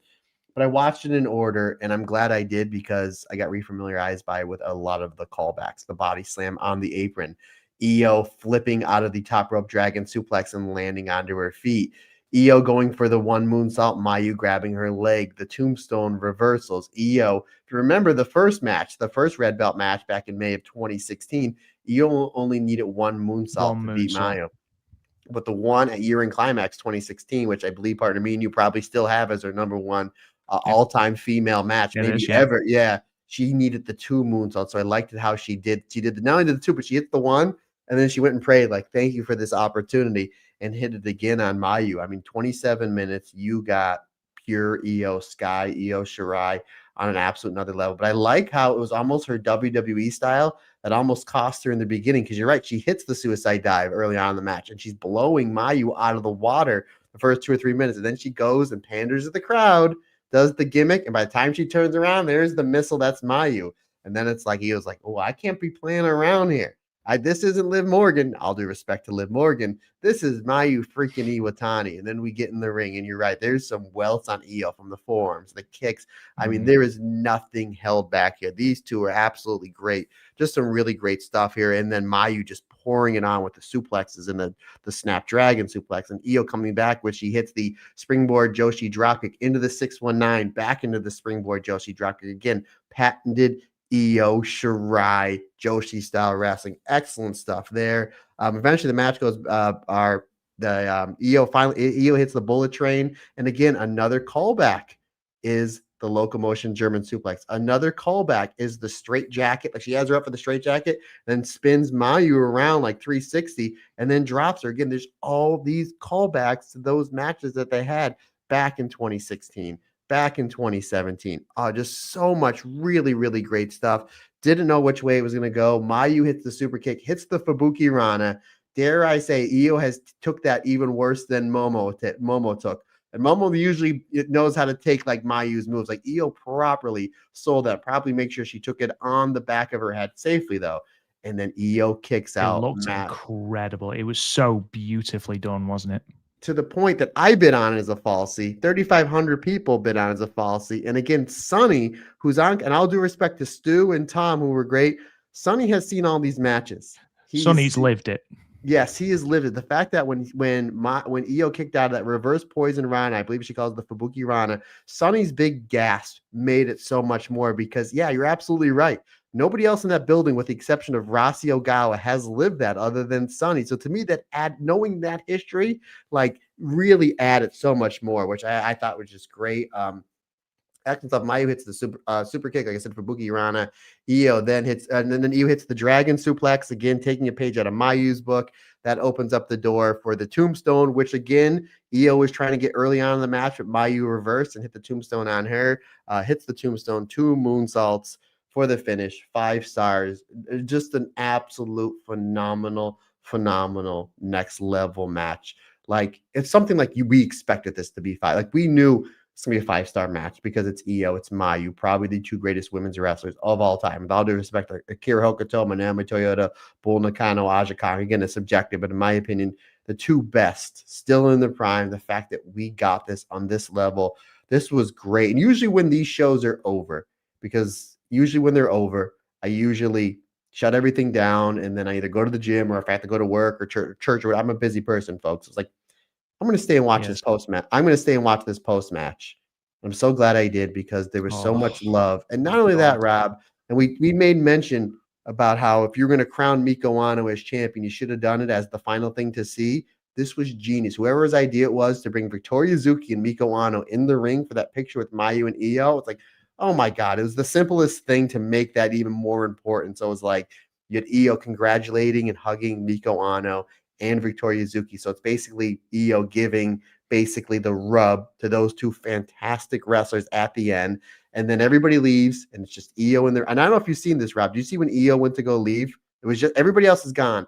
The people were mauling her. The point where she's jumping up, trying to slap everybody's hands. It's just, and everybody's chanting Io, Io, Io, Io, Io. The people absolutely love with Io. They love Mayu, but they know seeing Io in Japan is like a once-a-year thing. It's like Santa Claus. It's a once-a-year thing. It really is. I love Christmas, by the way, folks. It was just so special. I mean, her match with Utami last year was so special. This is so special. This is going to be a once-a-year thing. I don't know what they do next. Again, they tease Thunder Rock. Do they get a tag team that's hot? You know what I mean? Is it something where, I mean, who knows what's going to happen? Because you never know when somebody's going to get hot. Look at Stone Cold Steve Austin. That was never supposed to happen. The Rock's heel turn, him getting over the way he did, was never supposed to happen. So who knows what tag team or what wrestler is going to get hot next year to go on another level where they can challenge Io, or again, Thunder Rock, because that's clearly the seeds that they planted for Io's return. I don't know. I'm excited. Again, this was great. I got to watch it again. I wanted to try to watch. I have not had the opportunity to watch it again. Maybe tomorrow I'll watch it again, just because like all of my match. A lot of people ask me, like, Matt, is this your match of the year? all the matches that I have as my top 5 matches of the year, all matches I've seen so many times. Like Tam and Saya Kamatani at All-Star Grand Kingdom, I've seen that match at least 10 times. It wouldn't be fair to compare that to this. It's definitely in my top 5 or 6. I just need to watch it a time or two with a little more sleep as well. But it's definitely up there. I mean, it's definitely up there. And I was thinking about this the other day, partner. Again, what I'm about to say is subjective. Because again, wrestling is subjective. In my opinion, IYO has the 2 best matches in Marigold's history. The 2 matches that she's had, in my opinion, are the 2 best matches in this company's sword history. Her and Mayu, her and Utami. In my opinion, she has the greatest women's match in WrestleMania history and the greatest women's match to ever take place on American soil. The same match, the 3-way we were at WrestleMania with Bianca and Rhea. Very good match. I think that is the greatest women's match in WrestleMania history and the greatest women's match to take place on American soil. If you were to say, Matt, quickly round off 10 or 12 of the greatest starter matches of all time, IYO has 5. The Mayu trilogy, the Meiko Satomura match where she wins the title for the second time at Year-End Climax 2015, and Thunder Rock, IYO and Mayu versus Kairi and Meiko. Good like match. The fact that she has that, again, in my opinion, that resume, like nobody else has that. No. Nobody else, male or female, from Japan, America, Australia, England, anywhere. Nobody has that resume. Maybe the only other person that's close is Mayu as far as match catalog, because what she's done in Stardom and what she's already done in Marigold. I mean, look at these great matches she's had. Victoria Zuki, Utami Hayashishita. This one we mentioned earlier in this podcast, Rob. On tap, we have Mia Momomo and Takumi Iroha. There's no way those matches are going to be bad. I shouldn't jinx myself. There's no way these matches are going to be bad. It's just crazy. This whole show was great. This whole show was great. And again, I have a lot of questions coming out. Again, what's going to happen to Tommy? What to do with May Sakurai? Who's going to be Victoria Yuzuki's V1? Is Magenta coming back? Are we still doing something with Marvelous? I'm so excited for the future for Marigold. And the fact that they did almost 3,500 here, and there's so much buzz on this company. And again, we knew Mayu and IYO's the draw. We know IYO is obviously going back to do the WWE thing. She's a contracted wrestler. But the fact that Mayu's in a different light, Mai Sakurai's in a different light. Victoria Zuki's in a different light. Miku Aono's on a different light. Chika Goto's on a different light. Is Sari coming back? There's so much great stuff going on. Look at Young Marigold, Kamomo Manami, Hummingbird. We're doing now Ishikawa Gigaton. Where does Megaton go from here? There's so many great questions, Rob, that I cannot wait to be answered. I cannot wait for the next Marigold show and then how this year ends and how it begins. Only 3 days into the next year, Rob, we have the next pay-per-view. So again, this what this company's been able to do in a year and a half is just absolutely incredible. Not only from a booking standpoint, not only from a wrestling standpoint, but the production of these shows too are really next level. Like makes you really feel like you're going to a major concert. They're just doing great things over at Marigold, and it makes pro wrestling better. It really makes pro wrestling better. I'm just having a look at Cage Match, which currently has the match at 9.27. So obviously, very good match. There is someone who's rated it at 4, and I feel sorry. Oh my goodness, he needs a hug. Yes, maybe because he wanted more Megaton. That's the only excuse I can give. Legitimately, have given it 2 out of 5, which is madness to me. And apparently, it is weak and emotionless. But I'm not going to go into anymore because it will make me angry. And again, everyone is allowed their opinion. And again, whatever you think, you think. A couple of things for suggestions for next year that a couple of people have put in the chat. Mida has just put Thunder Rock versus Yuzuki and Seri Yamaoka. I think that's a good chat. I think if they are going to do a Thunder Rock tag, they will do it against young and up-and-comers, and I think Yuzuki and Seri Yamaoka are the two, aren't they, really? A couple of people saying Thunder Rock. Mayu wants Thunder Rock, and IYO mentions Azumi and Momo. Insane. Yes, IYO did mention Azumi and Momo in the post-match. Jasper, breaking news, Mayu and IYO are good at the graps. That is correct, yes. Brendan, a friend of the show, Brandon, has said, I think next year they tag. Then the following year, Kairi joins them for a 6-woman tag. That is an interesting thought. I'd love them to do that. The only thing that stops me saying that is that I know that it costs a lot of money to bring IYO in. And I imagine bringing both IYO and Kairi in would cost them a lot of money. Now, if they are obviously in a lot better financial, they're not bad off financial. Obviously, they bought IYO in. But I imagine it would cost a a lot of money to bring both women in, and I think unless you are guaranteed good money from the gate, I just don't think they'll do Or both. sponsor, like some, Or a sponsor. sponsor. Yeah, you're making money Yeah. from a sponsor, and there's different ways they can go about it. Again, this is a year. Who would have thought 2 years from now we'd see this? Who would have thought a year from now we would see this? I mean, it's just crazy how much professional wrestling can change in the best way possible. I mean, we did mention it earlier. It turns out it's true. It is going to be Mountain Dew presents Thunder Rock and Kyrie, or Freedom once more. A couple more questions just before. I don't know if you've done a Julia watch, Matt, or not, but I've got it on there anyway. We can do it. I was just we got to do Andy's thing, and I was actually just handed a note. I was handed a note actually earlier today from our executive producer Darren Chatton, and he wanted me to read something on air. So you just throw it to me. It's going to be something about Newcastle, isn't it? You just I hate don't it so know. much. I hate him so much. You just throw it over to me. You just throw it over to me, and I'll read it from our new executive producer. But then I'll end it with Andy. What we're all here for, Rob. Absolutely. So Hendricks said that 4.0 rating was for Megaton. Yes, hell yes, it was. Needed more me. Connor Houston, Mayu versus Miyamoto for first Dream. Potentially. I think we said at the start that it wouldn't surprise me if they do Mayu versus Mio on the Korakuen before first Dream, which I think is the 27th of December, and then they do Mayu versus Takumi Iroha for the GHC women's title on first Dream. Of course, that does all depend on where Noah want to do the GHC women's title. They might want to do it on their big show. Obviously, they're running Nippon Budokan at the start of January. If they do not me, Mike. If they do want to do that on a Noah show, then yes, I think Mayu versus Miyamoto at first Dream would be a very, very, very good Superfly title defense. And I do think it'll be Miku Aono versus Mai Sakurai for the red belt as well. Lightest, do we expect Mayu holding the red belt this time next year? Ooh. She doesn't need it, but at the same time, it'd make for really great business. You know, Mayu is such a big star. She's kind of an attraction without it, but at the same time, she's putting on great matches that, like, your top champion needs to be the best wrestler in the company, and or one of them. So you can go either way. That's a great question. But again, Mayu's such a star that she's an attraction just by the name Mayu Iwatani. But then again, you can double up Mayu Iwatani, World of Marigold champion. So I mean, I'm gonna say yes. Why not? I think yes. Maybe not this time next year, but I think she's going to hold it, definitely. And I think she's probably going to hold it for a while. And the reason I say that is because I think the person that beats Mayu will be Victoria Yuzuki.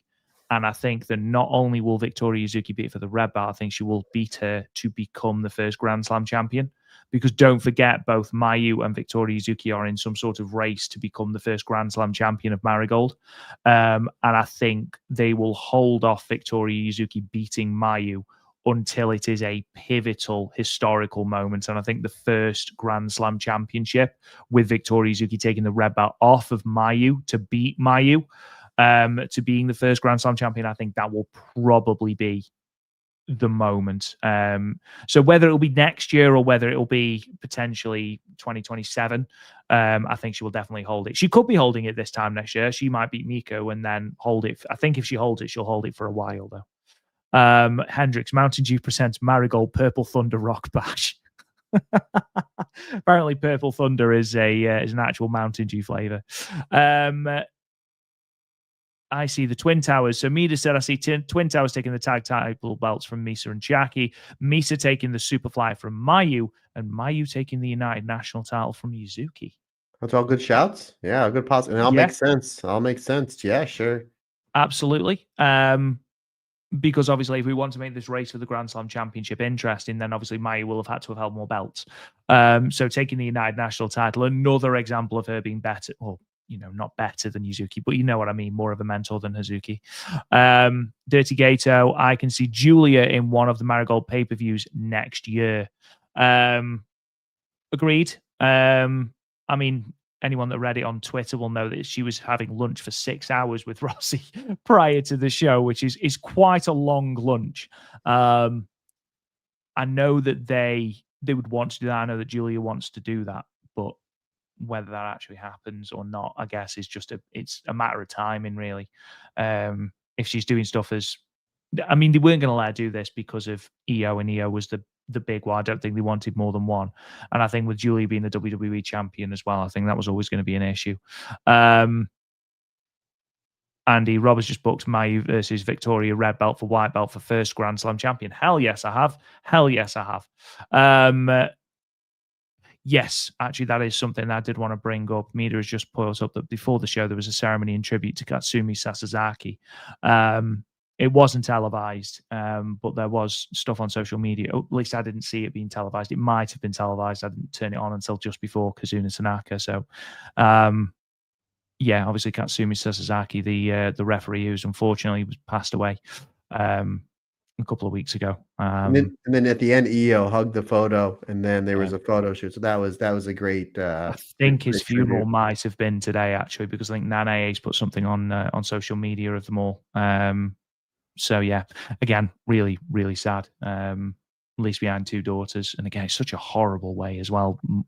Potential bear attack. Jesus Christ. Poor bloke. And again, just everyone had really nice things to say about him. So you don't want to see that happen to anyone, but to a guy with a young family and who just seems so universally liked, it is really heartbreaking.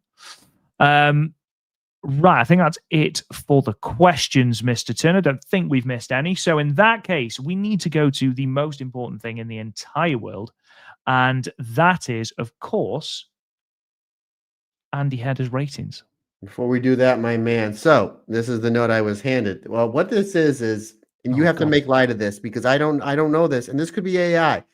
This could be AI. I trust you, buddy. I trust. Not that I don't trust Dan. I will just point out that Andy in the chat is also a Newcastle fan, so I've got backup if I need it. Okay, I'm just saying. I trust Dan. You're my guy, buddy. You are my guy. He gave me the Premier League table. Oh, for God's sake, man! And it's got Arsenal number 1, Sunderland number 2, Man City number 3. Basically, he wants to know how come Manchester is not in the top 10. Now, I don't have it on here. Is this something that he typed up? Is this something that he has typed up, or is this something? Is this legit, Rob, or is this AI? Is this you can tell? I believe whatever you say. I believe. Right. Okay. So yes, they are ahead of us in the league. However, I will just point out that they are no longer second. So that was clearly done at a different time because I believe they're fourth now. Okay. I appreciate the update. So they're on their way down, which means your team is probably on the way up. So it's only a matter of, it's like Utami. It's only a matter of time before the upswing comes. Exactly. Okay. Darren, there was no need for that. We were having a nice time. There was no need for that at all. I will just say, of the two of us, there was only one of them playing in the Champions League, and it's not you. Check me. Yeah, just put that in your pipe and smoke it. Lighty, Sunderland are our only hope to stop an Arsenal title win, though. That is a good point. Yes, I would much rather Sunderland win the title than Arsenal. Hendricks, with the way Rob talks about his team on the shows, I think I'm a low-key becoming a fan of Newcastle. If I could make as many people Newcastle fans through osmosis as possible, I think that's a job well done for this podcast. What a salesman you are, buddy. What a salesman. Absolutely. I'm just an emotion-filled guy, guys. What can I say?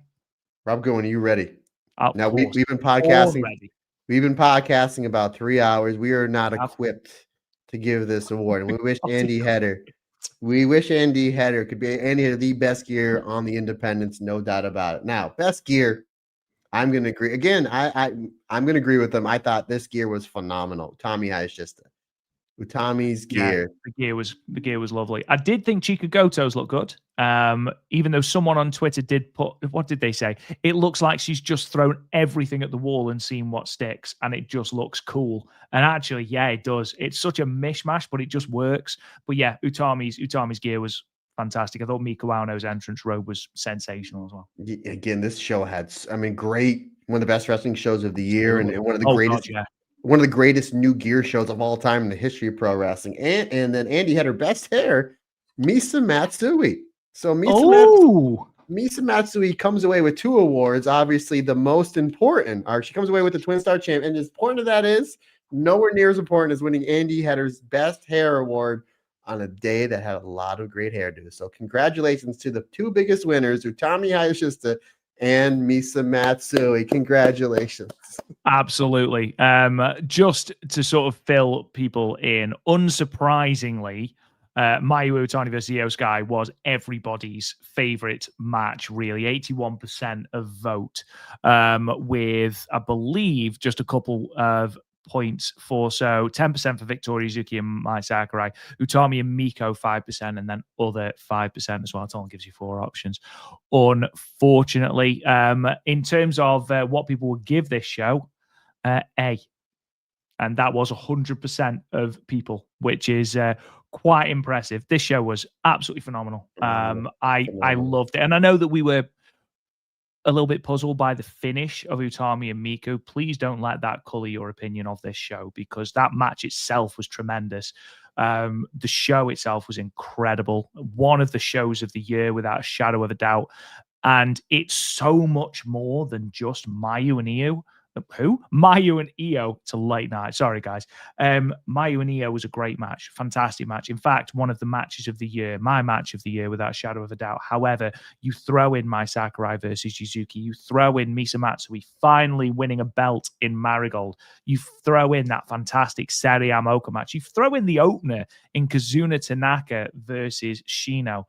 And this show was so good. It was about so much more than the main event. It was about elevating the youth. It was about creating new stars, and they did that tremendously. And this is why I think Marigold are in such a better position than they were last year when they ran Summer Destiny, because that show, even though we were crowning a new red belt champion, we were crowning a new white belt champion, that show did feel very IYO and Utami centric. And I think because they had less of a roster to build around, I think that showed a little bit more in that show, even though the show was great. The roster depth, when you consider we also had Naho Yamada, who is now unfortunately gone, Mirai, who's gone, Natsumi Shozuki, who's still out injured, and Koki Amare, who's still out injured, and Ryoko Sakamura, who's gone as well. And we have still managed to put together a good, really, really good show. I think that goes to show that Marigold are on their way up.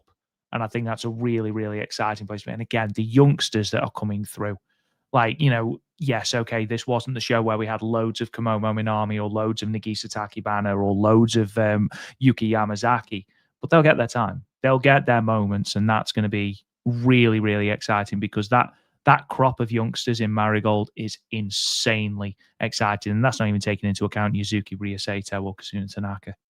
Yeah, again, Or Seri. Oh, yeah, geez. I mean, top to bottom, one of the best wrestling shows you'll see all year, which is saying something, because there's been some phenomenal wrestling shows all over the world this year. This is the last few years as well, and we've been so spoiled as pro wrestling fans, and Marigold has hit an absolute banger. Again, one of the best wrestling shows you will see all year from any company, and kudos to everybody for putting on, again, what is a must-see, can't-miss show. Matt, the final thing that we should probably talk about is a little mini Julia gaze at Julia. Oh my God, seriously, my mouth's just stopped working. But before we do that, I just want to briefly remind everyone that there is Mask Fiesta coming up on Wednesday live on Wrestle Universe. We did go through the card last week on the Marigold Standard, where we didn't know who Bioserpent was, even though it is 1,000% Nagisa Nozaki. And we also didn't know who Dark Maeda was. Now, apparently, Darth Maeda is Mai Sakurai. Now, I don't know if this was a rib. It might have been a rib. But this I think it was on YouTube. They said that it's Mai Sakurai because she's a huge fan of Star Wars. Sweet. If that's the case, all the more reason to love the Lady of the Ring. But yeah, apparently it is not Natsumi Shozuki, who apparently is still not cleared, which is devastating. But yes, live Wrestle Universe Mask Fiesta. If you didn't check out last year's, it is legitimately, unironically, one of my favorite shows of the year, because everyone just has so much fun. It is such a house show, but in the best possible way. So yeah, if you haven't already, go and check out the 2024 one in the archives. Mai Sakurai was already Darth Vader at Stardom, Mida says. Was she? How did we miss that? Was he on one of those Stardom and Showcase shows?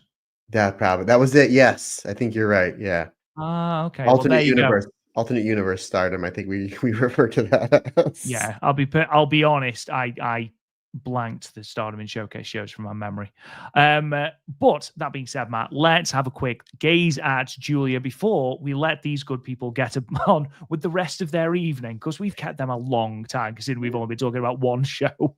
For 3. Hey, that's what you get, my friend. Again, I love doing these live podcasts. Gaze at Julia. Again, thanks to our main man, Darren Chatton. Unfortunately, as you said, Rob, his team is on the way down, but his notes are always on the way up. So we get a backstage segment with Julia and Kiana James, and Chelsea Green basically offers them a spot in the cabinet, which basically they decline. Interesting to see if something happens there. I'd love to see a Chelsea Green versus Julia match. Again, it might have been something passing, but who knows? So we have Kiana James taking on one Tiffany Stratton with Julia at ringside. Tiffany Stratton does get the win. Julia then jumps Tiffany after the match. This brings out Jade Cargill to make the save, runs off Julia, and then turns heel. By her, I mean Jade Cargill then turns heel on Tiffany Stratton. So again, not too much Julia. I don't know if they're doing something with Tiffany Stratton. Looks like Jade Cargill is now positioned there. But I would love to see Julia versus one Chelsea Green. Chelsea Green, I believe, was the first women's U.S. champion on SmackDown about a year or so ago. Julia is the current women's U.S. champion on SmackDown. So fingers crossed that's where we go. But that is it for Gaze at Julia. I think we need to change this to a glimpse of Julia, because it is very, very much a case of 30-second screen time for the Women's United States champion. I apologize. Right, ladies and gentlemen, that does bring to an end this podcast. We do appreciate every single one of you for joining in. We hope you've had fun. I'd love to do more of these live podcasts. They are always an absolute riot to do. So thank you to everyone that's joined in, that has taken part in the polls and chatted with us throughout the show. We have thoroughly enjoyed it. Hendrix, the Darth Lady appearance happened at Stardom Halloween Dark Night. That's why shows ever. Yeah, that's why. So bad. Now that legitimately I have purged from my memory. Although maybe we should do that as a Patreon watch along one. And Jeopardy as well. And we Jeopardy, yes. Jeopardy. Yeah, maybe if we hate ourselves enough, we should do that for a Patreon watch on. Maybe it should be a punishment one month. Anyway, ladies and gentlemen, thank you so much for joining us. We really do appreciate every single one of you. If you haven't already, subscribe to the podcast wherever you get your podcasts. We are literally everywhere. You can leave us a 5-star review and a comment if you so wish. Again, it really does help us out, and it's a free way to support the podcast as well. Andy says, see you in Tokyo. Fingers crossed, my friend. We will be there. We'll be there with bells on. Can't wait. Yeah, you can also find us on social media at Marigold Podcast. Almost said the wrong one there. But you can also find us on Blue Sky, Instagram, and Threads at Talk Joshi. Patreon.com/just StardomCast for all of our archived episodes, as well as all of our shows, reviews and previews and all of that good stuff, as well as literally hundreds and hundreds of hours of bonus content. And you can talk to me on Twitter at RealRobGoodwin. Mr. Matt Turner, sign us off. Good sir. Folks, questions, comments, suggestions, anything you need, Matt Turner OF on the Instagram and the Twitter is the easiest, fastest, and best way to get a hold of me. Or you can shoot me an email. The email address is thestardomcast22@gmail.com. Folks, that's going to wrap it up for another fantastic live edition of the Marigold Standard. We greatly appreciate your support. Can't do without you. Like I always say, just not my podcast. It's our podcast. Because when we're all together, everybody's different. Everybody's special.